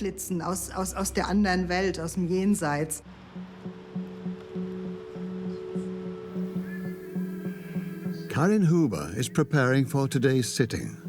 As always, she's listening to music. The spiritual world vibrates at a higher frequency. We in the present world are contained in our carnal, physical body and therefore vibrate at a lower frequency. We are grounded. To get a little closer to the spiritual world, I have to raise my frequency. Karin Huber says she has the gift of receiving information from the afterlife.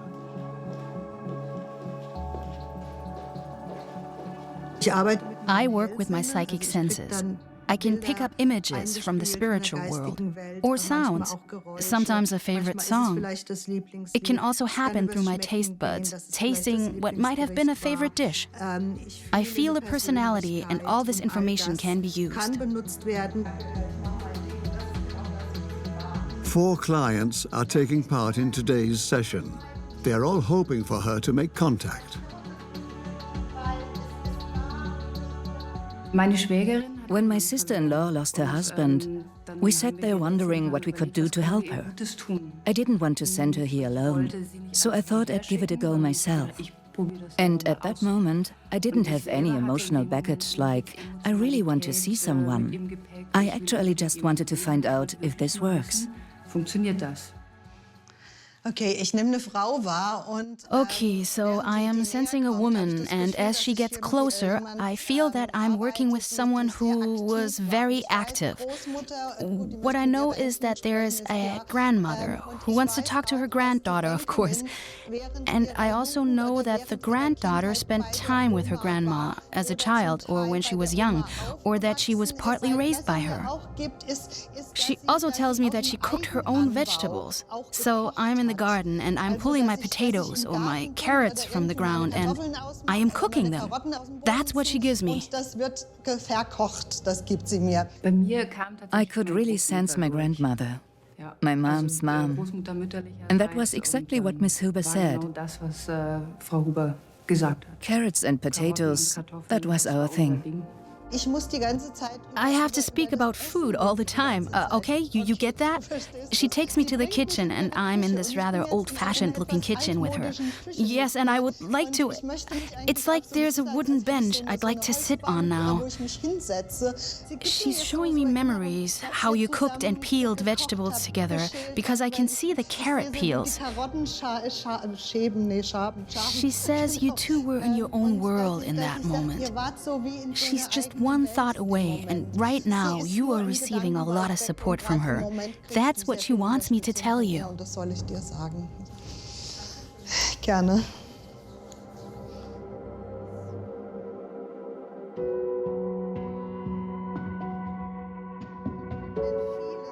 Skeptics believe that psychics like Karen Huber can read people well and use other people's body language to trick them into believing they know more about the afterlife. Karen Huber's clients have a whole different take on this. Well, the first contact, that's when I thought, okay, you couldn't have researched that. You couldn't have found that online. Nobody's ever talked about that. Once you've made contact and got this kind of feedback, you feel different. You feel safe somehow. And you know there's something out there. There's more energy, and it changes your approach to life. Those who come to Karen Huber are often grieving and looking for help. They find solace in believing in life after death.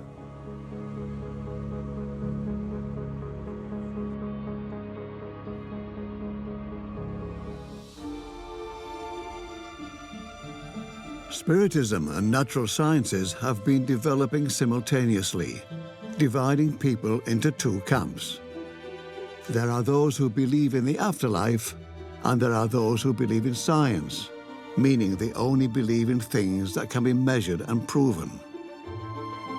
The famous inventor of the light bulb, Thomas Edison, is ridiculed and mocked by his fellows when word gets out that he's working on a ghost radio. Edison believes it's possible to get in touch with the dead. He thinks humans have two energy units regulating our cells, one for our body and one for our personality. When we die and the physical cells lose their ability to function, Edison claims, the part of our energy that is linked to our personality lives on. With the right technology, we should be able to communicate with this part. Edison can't manage to build a functioning ghost radio. No signal for now. But what do things look like 100 years later? Aren't we much more technologically advanced and able to contact the afterlife today?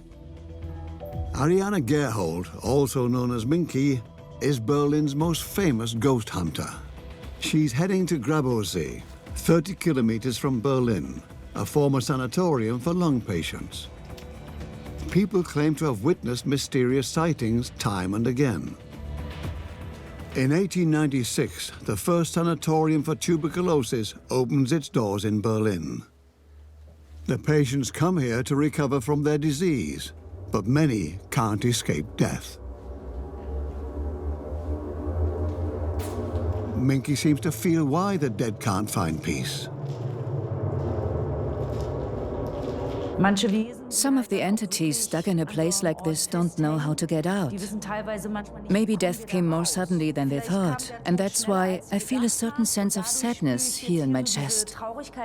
Because they might have thought they'd leave this place healthy. After World War II, the former sanatorium was used as a Russian hospital. For decades, this place was witness to many deaths. Minky and Savash are preparing their first contact with the afterlife. Minky will use a ghost radio first. One thing that's really important is that you introduce yourself. You have to invite them, allow them to draw energy from us or from the devices. They have to know that they can trust us, because some of the deceased don't know they are dead. And they are surprised. They rather see us as the intruders.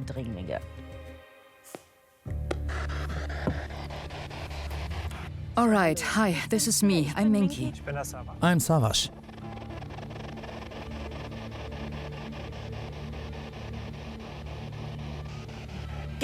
Please give me a yes to let me know it's okay we are here with you. Please take all the energy you need. You can take it from our equipment or from me.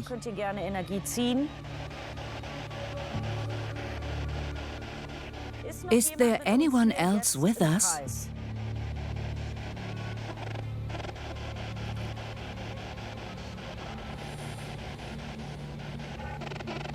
Is the young boy still here?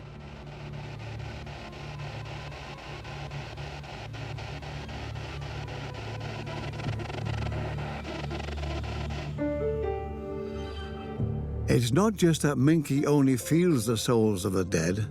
She also says they appear out of the blue. Minky claims to have met the ghost of a boy in this very place not long ago. I saw a young boy. He was standing over there, next to the pillar. I mean, I could really see him. I could see his clothes, sort of a grey vest made of thick cotton, not fine knitwear. He was wearing shorts and long socks, and he was standing there, completely lost. He didn't understand what was going on. The first attempt is unsuccessful. No voices from the afterlife. The only frequencies the radio picks up come from a Russian station.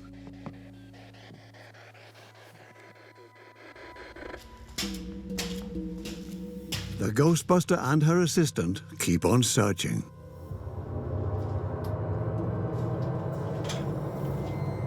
They walk past former hospital rooms, ORs, down to the catacombs of Grabovce Sanatorium.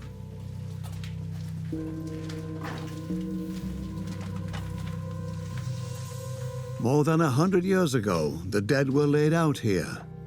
It's a place to say goodbye. Will a former patient get in touch? Up until now, everything's been quiet. But suddenly, Minky senses something. She uses an infrared camera and a magnetic field detector. If energy in the room changes, the device picks it up. The Ghostbuster really believes this to be a sign from the afterlife. Right now, we are hoping someone will sit down on this chair. Whoever is here, please trust us. Come here. It crashed? That means something is about to happen. When something like that happens, I know something is coming. Because the tablet is fully charged. There's no reason why it should shut down like that.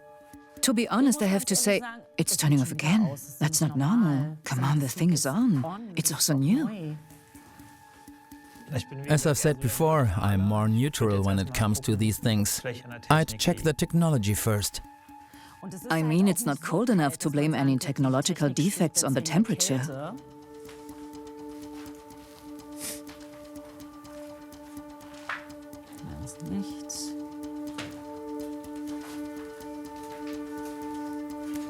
Is there anyone here at the table? Does anyone want to communicate with us via the K2? Walk over to the green light?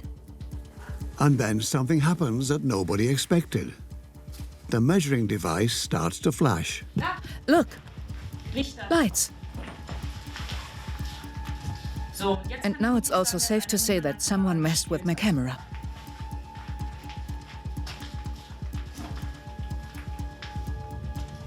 Nothing happened this whole time, but now it's starting. It's even turning red. That's really rare, yes. It's stopping now. The fact that it turned red means it's an energetic person who has actually found peace here and doesn't want to be disturbed. So you actually don't want me to sit on this chair? I got that now. Look, now it's communicating. Do you want us to leave?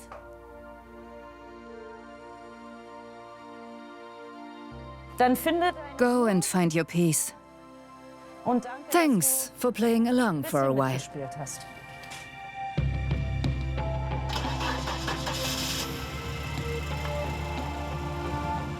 Contact with the afterlife or a placebo effect?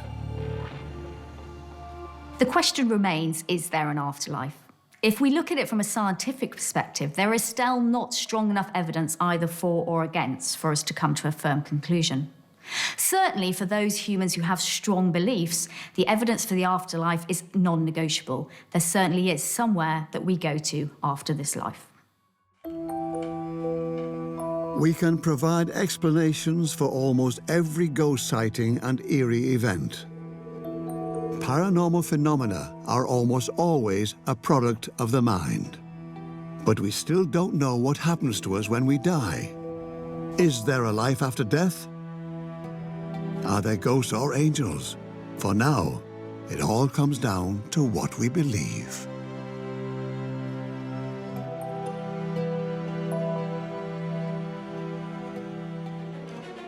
Creatures of terror, werewolves, hunting under a full moon. What we see in horror films is actually based on true events. Perhaps this animal was man-made. Scientists uncover the secret behind werewolves. A wolf can't snap a spine in one bite. Court files dating back centuries describe mysterious creatures. Long ago, witches, demons, and werewolves were very, very real. And today, do werewolves exist? To be honest, I just scared the living daylights on me. An animal out of control or a creature from hell? The concept that there is something out there which can kill us is a deep-seated fear within us. When did the werewolf myth emerge?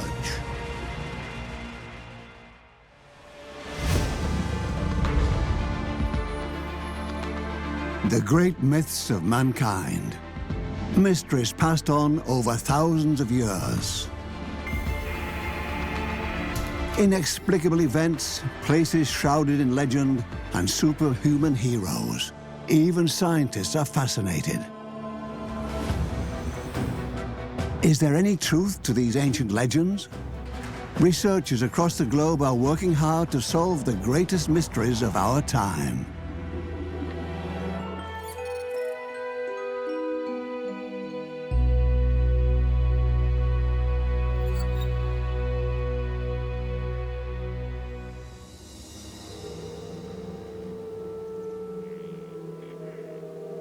France, summer of 1764. On June the 30th of that year, the region around Saint-Étienne-de-Ludgard is struck by one of the most frightening killing sprees in history. The first victim is 14-year-old Jeanne Bollet. She watches over her family's herd of cattle.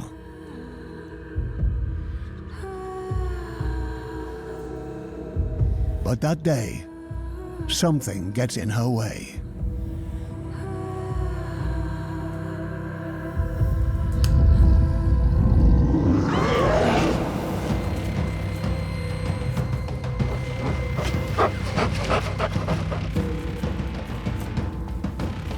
The girl doesn't stand a chance.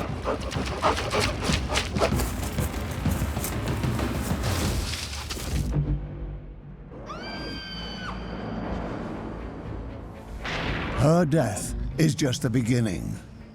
An eerie creature prowls the woods of Gévaudan. It seems to target specific victims, women and children.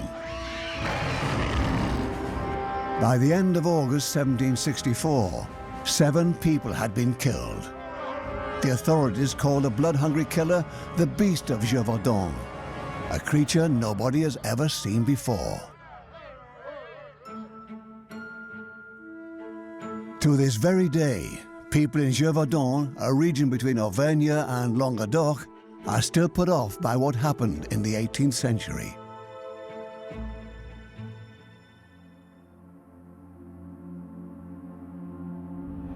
A statue in the area has been dedicated to the fight against the beast.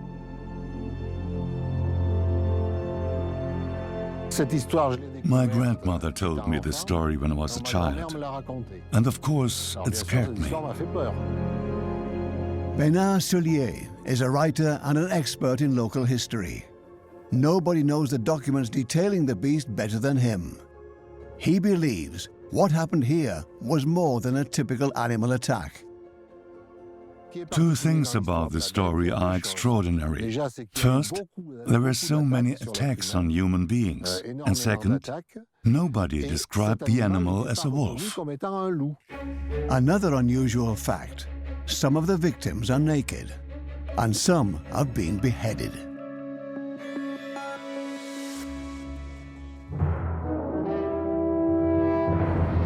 The locals launch a hunt for the phantom in the forest of Gévaudan. But what the men mainly end up shooting are wolves. King Louis XV sends a dragoon unit to support the hunters and dispel the rising panic. But the only thing they end up with are more dead wolves.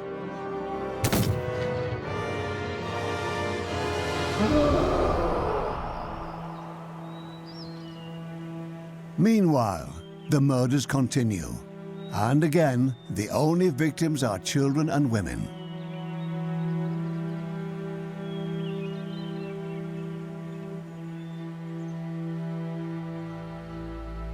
People back then were also wondering who or what is this beast. Bernard Soulier finds an unsettling answer tucked away in a book. People just didn't know what they were dealing with. Nobody was certain. Some people thought this animal was a werewolf. The usual explanatory patterns for wild animal attacks didn't really work for the Gévaudan beast. Certainly some of the injuries could be explained away by wild animals, but not all of them. Why were some of the victims undressed? Why had they been unable to capture this beast? Could an animal even sever a head? And it seemed that a hybrid being part human, part werewolf was the obvious answer. An invincible, supernatural being? A man who turns into a werewolf? As the old tale goes, a full moon can set off this frightening transformation.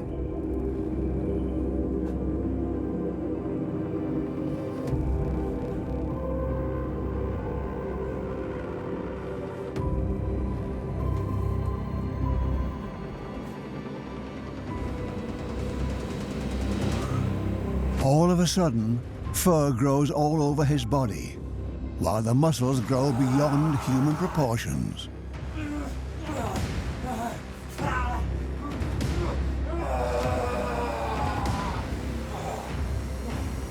Fingernails turn into sharp claws, hands become paws.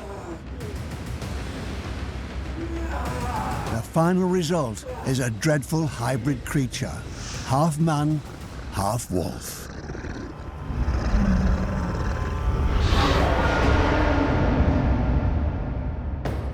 The werewolf has an upright posture just like humans and attacks its victims with the force of a predator.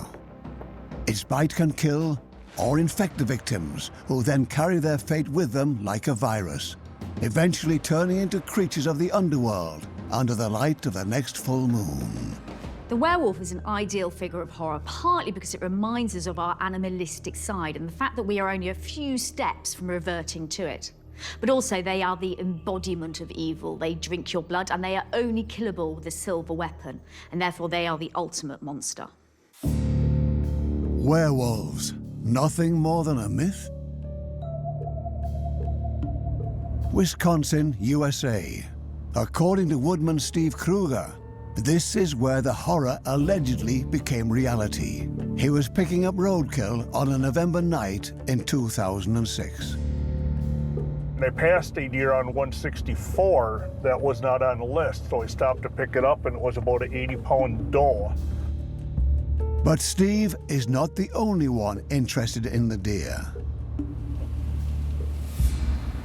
As I was doing the paperwork, the truck shook. Then it shook a lot harder the second time, and I looked up in the rearview mirror.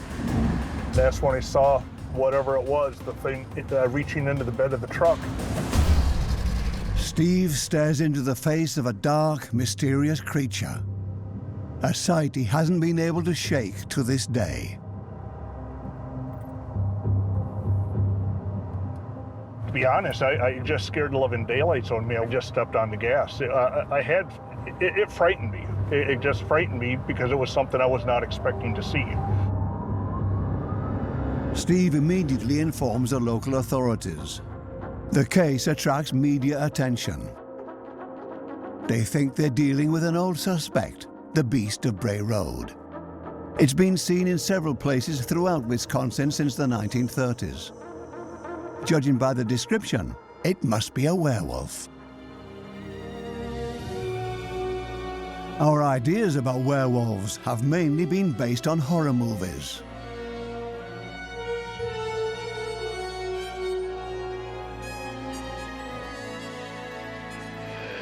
Werewolves have been appearing on the big screen since the 1940s. They're the stuff of nightmares, but also feed our fantasies, frightening and fascinating us at the same time. The belief that people can shapeshift into wolves is much older than Hollywood. In the Epic of Gilgamesh, a 4,000-year-old poem, a shepherd is transformed into a wolf.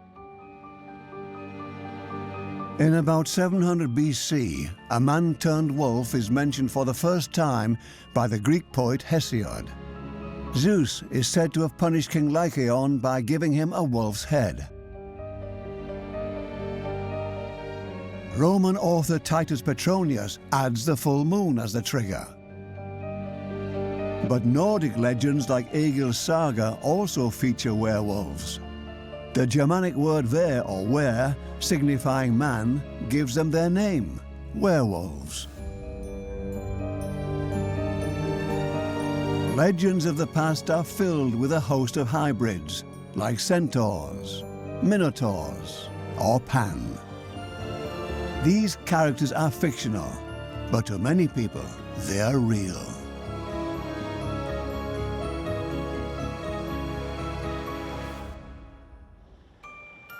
By the early modern period, werewolves had also made their way into German folklore.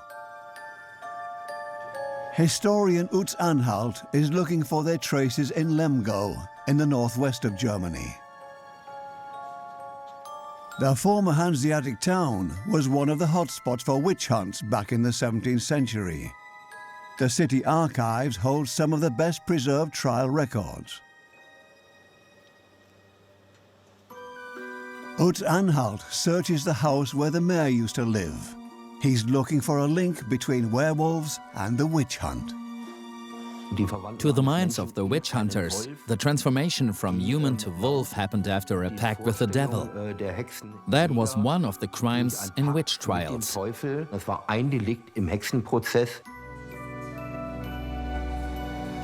witch hunt is based on a book, Malleus Maleficarum, The Hammer of Witches. It was written by a Dominican monk, Heinrich Kramer. With the blessing of Pope Innocent VIII, he declares that witches, magicians, and werewolves exist. They live among us. Ihr seid der Zauberei angeklagt.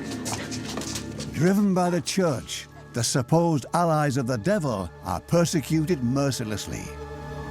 Up to 60,000 people fall victim to the witch hunts in Europe. Long ago, witches, demons, and werewolves were very, very real, and it did seem like the obvious explanation. Confessions were usually obtained under torture. These 400-year-old leg clamps also bear witness to this.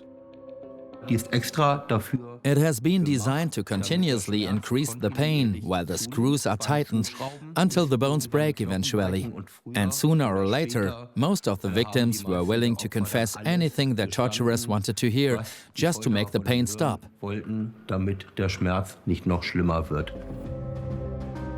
Countless trial documents from the 16th and 17th centuries are stored in the basement of the city archive. They tell in great detail how the witch trials went down. A real treasure of information for Utz Anhalt. He's trying to get to the bottom of why these crimes were committed. One of the people on trial was David Wellman, a pharmacist.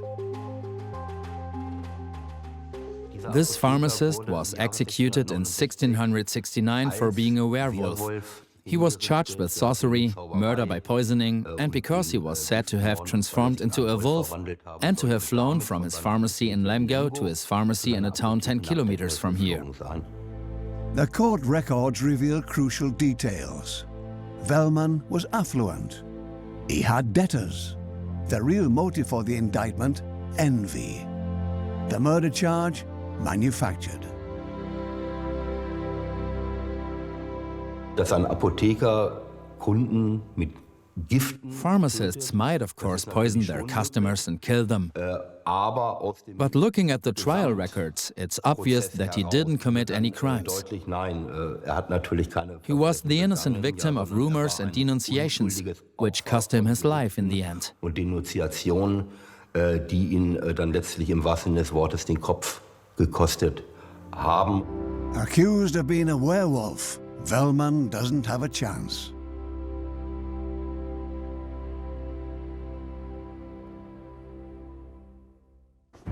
Stories like this spread like wildfire back in the day. Some could say they were the tinder that sparked the myth of the devious werewolf. Criers and leaflets helped turn the werewolf into the most popular, dreaded character of its time.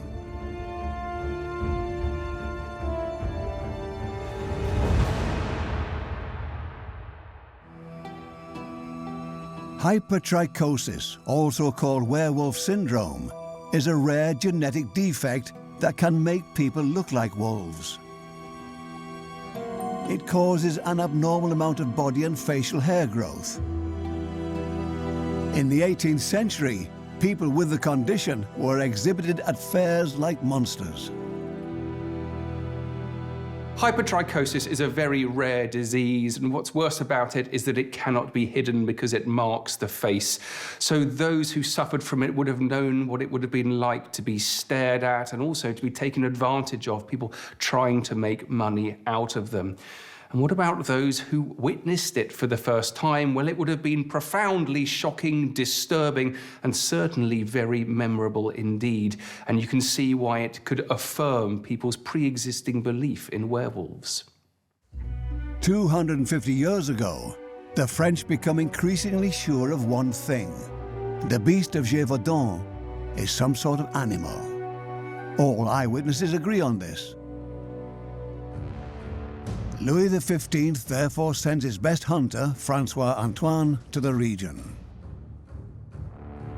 The personal friend of the king is meant to kill the beast and reinstate the king's good reputation.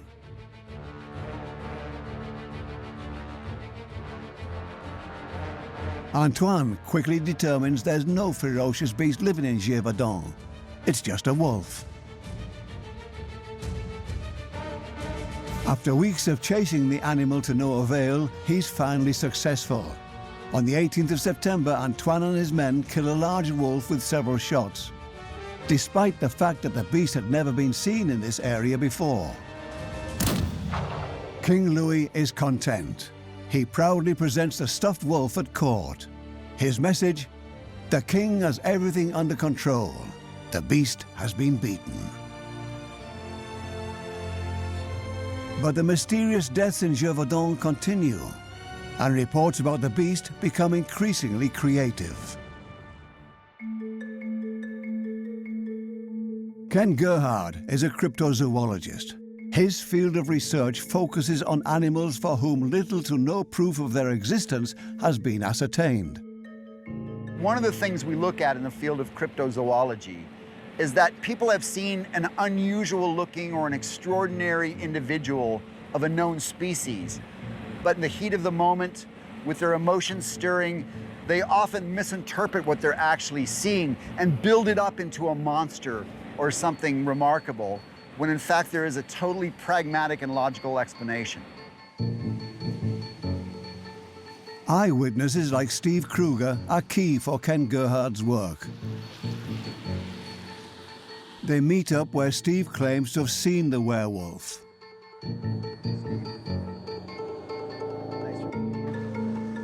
Are you an outdoorsman? Yep, Have you hunted? Yep. I've hunted my whole entire life. Yeah. But there's really no bear down here that I was even aware of. Right. And so you saw, what, from here up? No, I'd say more from the chest up. That was the first thing that stood out to you, was the length of the muzzle? And the big pointed ears. And the ears were pointy, not rounded. Correct. Okay. Yeah. And it was on his hind legs. It just was something I've never seen before. It was leaning into the bed of the truck. Gotcha. And reaching for something. Given the height of the bed of the truck and the position of the deer, the animal must have stood on its hind legs like a human being, with the head of a wolf. A werewolf?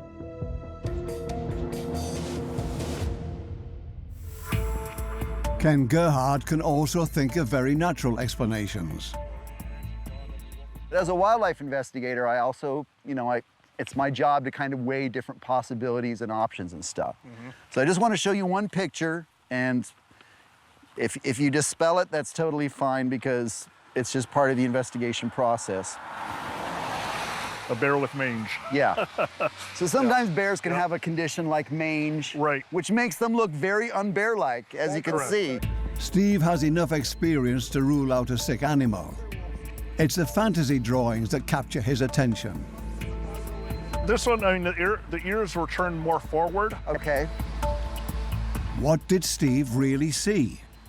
We've eliminated bears, we've eliminated wolves, and we've even eliminated Bigfoot for people that might, advocate that. So the only thing left to consider is that it is one of these so-called dogman or werewolf-type creatures that many people have reported and described. The case remains a mystery to this day. Looking at this area, it's not that hard for me, honestly, to imagine that there could be, if something like this did exist, that it might not be lurking around in these woods, to this very day, so. Time and again, amateur footage and pictures surface in the US, allegedly proving the existence of undiscovered creatures. They usually turn out to be fake. But the belief in Bigfoot remains widespread. And if the dreadful Mothman may exist, why can't werewolves too?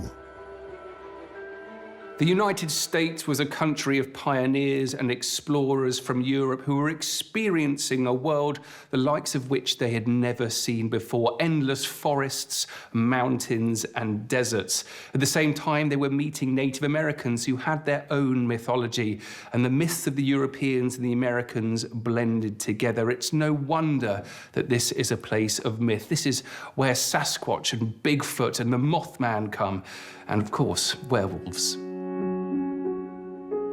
A region particularly rich in werewolf sightings is southern USA. The swamps and rivers of Alabama make a safe retreat for all kinds of creatures.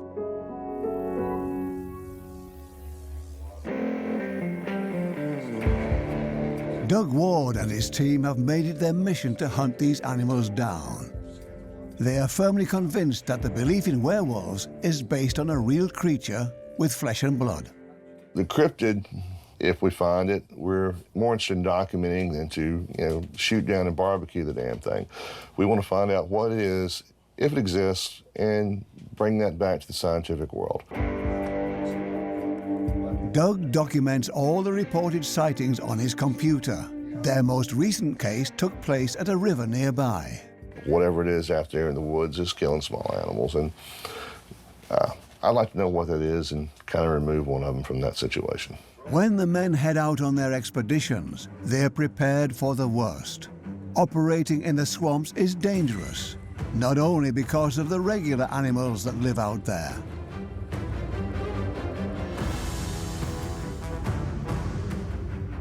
Legend has it that the Alabama swamps are home to the rougarou, a monster with a man's body and a dog-like head, a werewolf.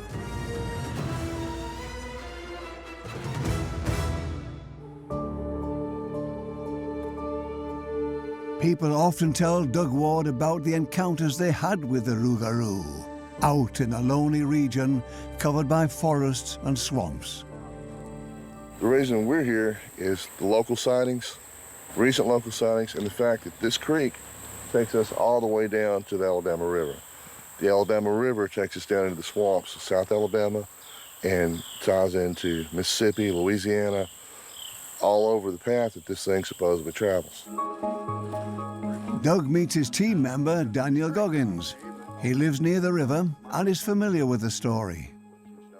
There's something out here, and it's been here since the Civil War. Or over that way is a place called Penitentiary Hill. That's where the Confederate soldiers used to hold the Yankees prisoners, but they collapsed it and blew it up because something was killing the prisoners. Daniel also knows about the latest case. Last weekend, actually, a couple was on a side-by-side out here, and they were the only one riding. It was about 2, 3 o'clock in the morning, and they saw something on 2 legs, hunched over, and ran across the creek and up into the woods. And they actually called the law because they didn't know what it was. Ross is an expert when it comes to animal footprints. He searches the riverbed. If anything's coming out here onto the water, it'll leave a print. You'll be able to see it. And it's barren, there's nothing on it. The wolf's not out here. You'd know it if he was. The residents close to the river live in fear. Time and time again, skinned animals are found. The local authorities think it's a person with a knife because it's so precision cut. The cuts are precise, the cuts are almost laser-like. It's very unusual. But the investigations usually eventually find it was some form of animal they can't identify. An animal with particularly sharp claws, just like the one in France. Alabamians say the rougarou came from Europe, crossing the Atlantic in the 18th century as a stowaway on a ship. Does that mean the US swamps are haunted by the same creature that once instilled terror into the hearts of Gévaudan residents? Back in France, Bernard Soulier is trying to find out more about the beast's origins.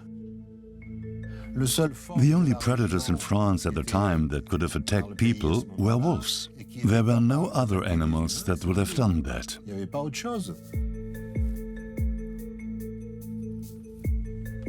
Looking at exact data on the individual murders, Soulier wants to check if the patterns point to a wolf attack. The very first victim of the beast was found here.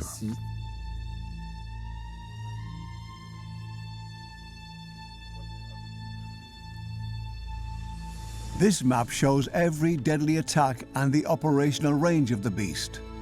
Some of the sites are 30 kilometers apart. No big deal for a wolf. Most of the attacks happened in and around the forest of Tenazere. Back in the 18th century, forests are perilous places, and wolves present a real threat. Wolves are closely connected to the forest. It's an unknown realm, it's dark, it's frightening, and it's wild, and that's where the wolf is lurking. Bernard Soulier wants to see for himself where the beast once launched its attacks. To this day, small paths run through the entire forest area. The beast often attacked people on these paths, like the time they found a 16-year-old girl here in 1765. Her name was Agnès Mourk. The beast decapitated her. They found her dead body and her head, which had been severed from the rest of the body. Son corps a été retrouvé, la tête séparée du corps. These beheadings are what the expert finds most disturbing. I think there's some resemblance between this animal and a wolf. But there's one major difference, and that's its aggressive behavior. The beast is said to have killed at least 78 people and beheaded 16 of them. Does that sound like a wolf on a blood frenzy killing spree? Frank Fass runs the Wolf Center in northern Germany. He's heard the legends about murderous wolf creatures. Still, he enters their cages without any protection. How do the animals react? Just a minute ago, they were both down here. And right now I'm seeing one of them, over there on that small ridge, walking in the opposite direction. Frank Fass walks straight through their territory. No, they're both over there, next to the fence. That means they walked around us in a semicircle instead of just walking past us. The animals are clearly interested, but keep their distance. Frank Fass is able to walk around safely among them. The wolves are not attacking us right away because they're always worried about their own safety. They're cautious animals. It's one of their main character traits. While it's true these wolves live in captivity, their reaction is typical for their species. Normally, wolves don't prey on humans. There have been, however, a few cases of wolf attacks, but they're really rare. Rabies viruses are at the root of many of these attacks. Rabies has different stages. One of them is called furious rabies. It doesn't last long, but these are the moments when a wolf might actually bite someone. Animals infected with rabies lose all self-control, just like the legendary werewolf. Rabies actually has two aspects that can be associated with werewolves. An animal suddenly and uncontrollably attacks, and it passes on the disease with a bite. So it's possible that this phenomenon did help spread the belief in werewolves. But at the same time, an infected animal does die shortly afterwards. So it doesn't really explain the entire myth. But healthy wolves don't have a great reputation either. Cave paintings tell of the long and problematic history of men and wolves. They were after the same prey, and this led to conflict.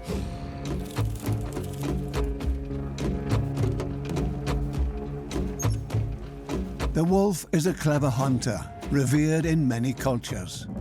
Some groups of people even wear wolf skins, not just to keep themselves warm, no, they also hope to channel the predator's courage and strength. Wolves are often associated with traits like fierceness and aggression. Attacks on livestock and people are just the last piece of the puzzle. Tales and stories solidify the wolf's image. Once a villain, always a villain. Wolves don't present a real threat to us today, but what we know about wolves is of course shaped by the stories we've heard. Every child knows about Red Riding Hood and the Big Bad Wolf. That implies wolves are bad and we should be afraid of them. What does this mean for the Gévaudan case in France? A wolf that only kills women and children? Is that even possible? I cannot imagine wolves that exclusively prey on human beings. The beheadings don't make any sense to Frank Fass either. I haven't heard of wolves taking the victim's head. It's this detail in particular that shifts the focus to other animals, larger ones. Bernard Soulier is poring over contemporary depictions to find clues. We've got a bunch of other depictions here. This book contains all the images of the beasts that exist. This one, for example, looks like a lion. A lion could definitely be able to rip off a person's head, but most depictions point to something completely different. This one shows the reddish fur of the beast, long red hair and a long bushy tail. These are the animal's characteristic features. Looking at this drawing, you might also be reminded of a hyena. A hyena. The description of the fur matches this theory. Assuming a hyena managed to escape from a traveling circus back then, would it have been able to behead a person? To learn more, an experiment is conducted at the Institute for Bioengineering in Aachen. Researchers take the measurement of a large dog's skull. Based on the data, they build a model and a device with which they can adjust and fine-tune the occlusal force, the strength of its bite. The German Species Conservation Act only permits the use of dog skulls for such experiments. But as an engineer, Andreas Horbach knows how to simulate the bite characteristics of hyenas and wolves.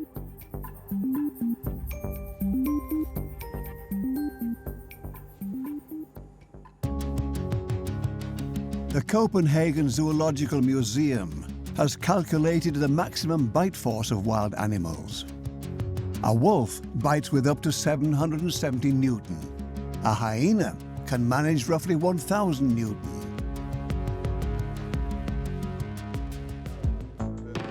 For his test, the engineer uses a lamb's spine. It's comparable to a child's neck. Is the force strong enough to snap the spine? The monitor shows the force exerted by the dog's jaw.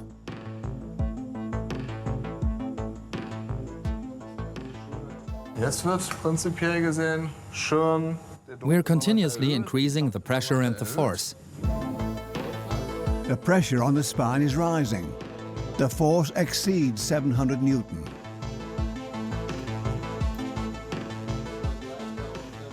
This is roughly the occlusal force of a wolf.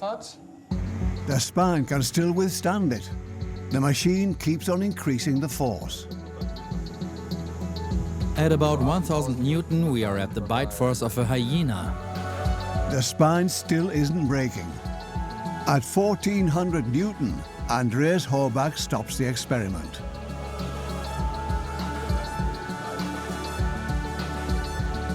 The results are clear.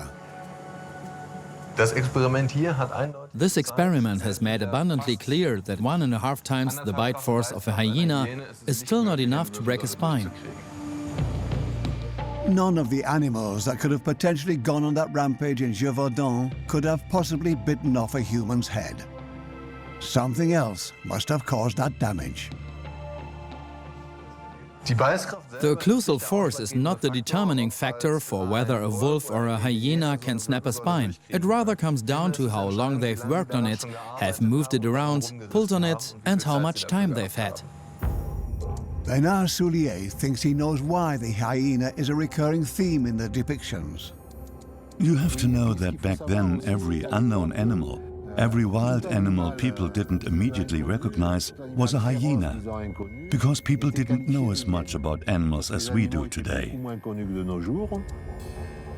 It remains unclear who or what the beast actually was. All three suspects would have been able to tear their victims to pieces, but not rip off their heads. This is why Doug Ward believes only a hybrid creature like a werewolf can be the likely perpetrator. The men are looking for any traces in a forest near the river. This one's got a stride to it. It's got 2.5 foot stride to it. And that's odd.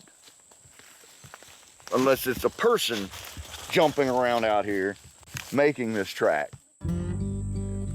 These men are actually experienced hunters. They'll know right away if this is true or not. Look. That's what I'm saying. Look, it's claws. Doug Ward decides to comb the area around the footprint with all technological means. This place is a place of interest to us for our investigations. We found something out of the ordinary in a place that fits our criteria. So we're going to try to go through it and rule out all possibilities, see what we find. Daniel Goggins examines the perimeter of the site.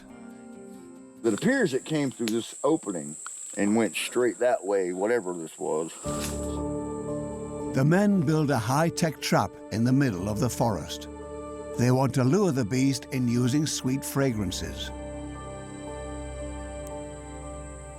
So what we've got set up right now is wireless infrared cameras, and we'll be able to monitor those and see what we see out here along the trail.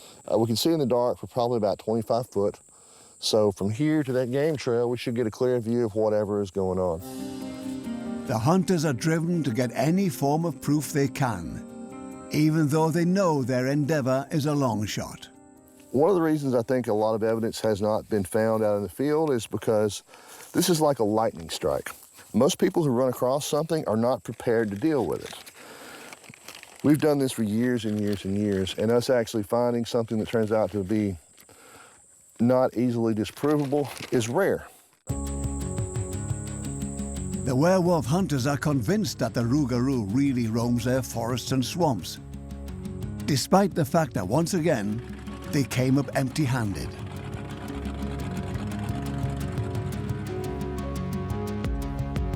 Doug Ward and his team won't stop looking for an explanation, not for the recent cases, nor for the old French legends. It seems quite impossible that the people in Gévaudan were killed by a normal animal. How could it have managed to keep itself hidden from the best hunters of the time for so long? Why hasn't it ever attacked any men? And why were some of the victims naked?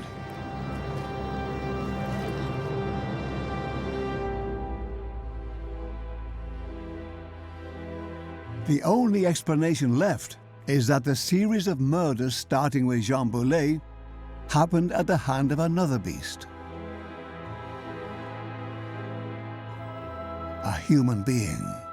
Our modern explanation for what was going on back in the 1760s would be that a serial killer was operating, that there was a psychopath in the community.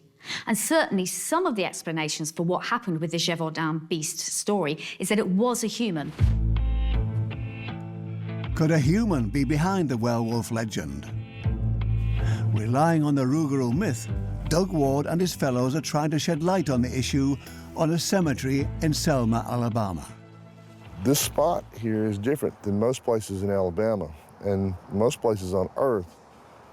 There are things that you just don't see everywhere and stories that you don't hear. The local legends here are based on a wide variety of older stories who came from all over the world. People in Selma tell fabulous stories, scary stories. A lot of times in their legends, there'd be a witch involved, a pact with the devil, transformation. It had a mystical side to it. Doug Ward believes there is a rational explanation for these mystical tales. The people didn't understand someone being dark and evil enough to murder and cannibalize large amounts of people. Today, we would know that as a serial killer. It's not that uncommon, even though it should be. But back then, they thought that that evil must come from the devil. People believe that pure evil is behind the transformation from man to werewolf, the work of the devil. If you leave out Lucifer, there's just one perpetrator left in this story. A human being, a psychopath, a killer.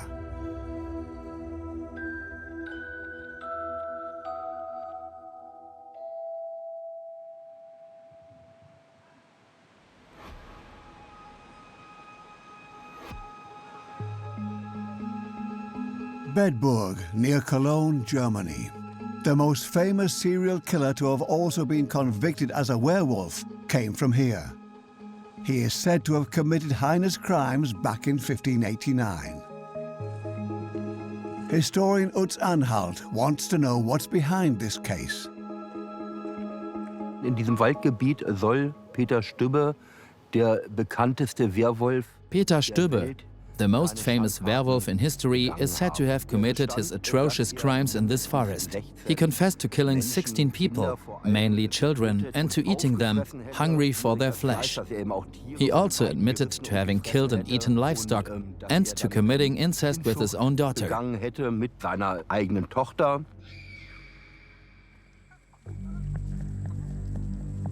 Back in his day, Peter Stump, or Stuba, was seen as the personification of evil. Keeping a low profile, the farmer lives among the people who later fall victim to his evil urges. He comes under suspicion after a wolf ravages the region. Peter Stuba was caught in a hunt. The men had wanted to catch a wolf that they thought had killed their cattle. Those who caught Stuba in the end claimed they saw a wolf, and one moment later, Stuba stepped out of the bushes. Sie hätten einen Wolf gesehen und genau danach wäre dann aus dem Gebüsch gekommen. A 16th century leaflet from London tells Stuba's story. In the form of a wolf, he is said to have been chased and caught by a vigilante group. A popular alternative story makes the event seem even more horrible. In this version, the vigilantes were able to surround the wolf but couldn't catch it. One of the farmers cut off the beast's paw, who managed to escape badly injured.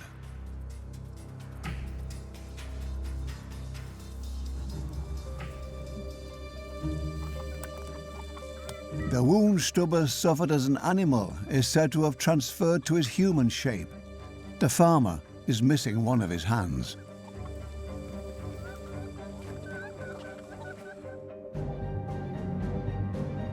When he goes to town the next day, he is arrested.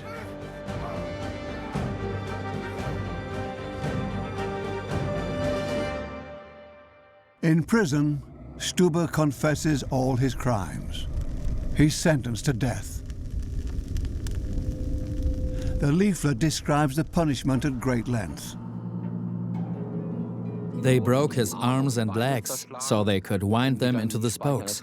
They went on and tore pieces of flesh out of his body with red-hot pliers. They beheaded his mutilated body, and in the end, the entire body was burned. Wurde dieser ganze Körper nochmal verbrannt. Stuba goes down in history as a serial killer, but something doesn't add up about his confession. The issue here is that this confession was coerced, and he also admitted under torture that the devil had given him a belt that allowed him to transform into a wolf.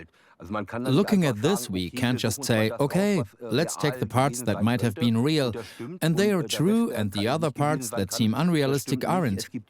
There's actually no evidence that he ever killed anyone. They don't mention the victims' names. By today's rule of law standards, he should have never been tried before court. Hätte überhaupt nicht erst vor Gericht kommen dürfen. Stuba probably committed a whole other crime. The farmer was one of the first Protestants in a strictly Catholic region. In the eyes of the Catholic Church, he's the enemy and the target for their deadly denunciations.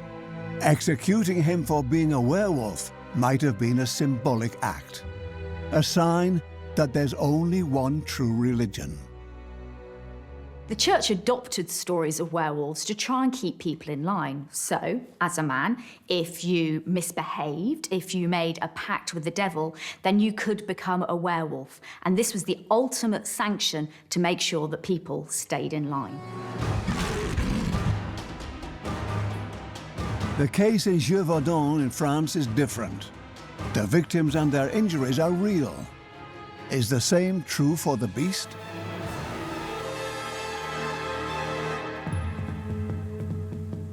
At the end, there's a hero. The mysterious animal is defeated by one of the locals. His name, Jean Chastel.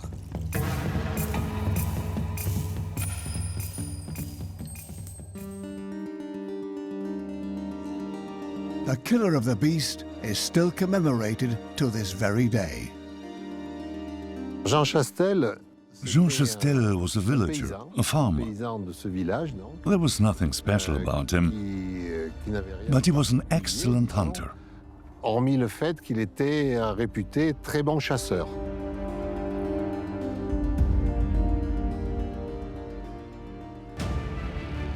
In the early hours of June the 19th, 1767, Jean Chastel is in the woods near Auvers. He hears something at the outskirts of the forest. A large animal steps out of the thicket. Chastel immediately pulls the trigger. One single shot and it's done. The bullet pierces the animal's heart. And it quickly becomes clear, this was the beast. After this animal was killed, there were no more attacks. And when Chastel killed the animal, people immediately said, okay, it's over. The beast has been shot. They didn't say a wolf had been shot. They recognized the animal. A first report concludes that the beast was a dog-like animal. But there's no way of verifying this today. Jean Chastel wants a reward, and has the animal brought to the king's court. But the court has long closed the case. Louis XV orders that the half-rotten cadaver be buried on the premises of Versailles. The precise location remains unclear.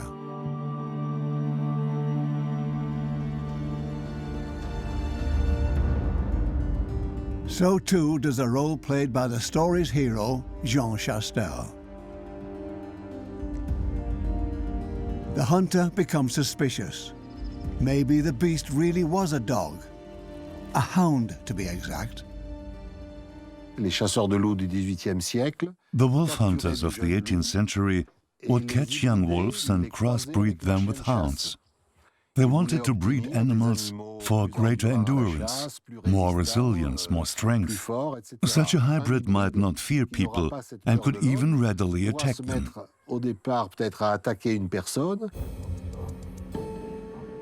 A hybrid would also explain why nobody has been able to identify the animal. Perhaps this animal was man-made. A hunter could have used the attacked dog as a weapon to kill. He could have undressed the dead bodies himself. He could have decapitated them. A hunter like Jean Chastel. There is no evidence, but at least there's one vital clue: the shot.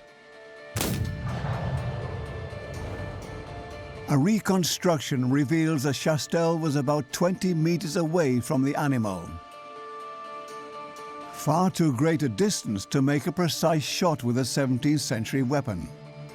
Except if the beast didn't move. Maybe because it was facing its owner.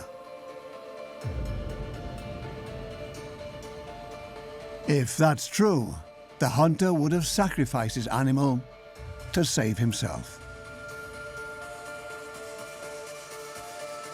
Regardless of whether Jean Chastel was a hero or a serial killer, the story definitely has its hand in perpetuating a belief in werewolves. Man and animal merging into a frightening hybrid, the werewolf. One of the myths of humanity passed on over thousands of years.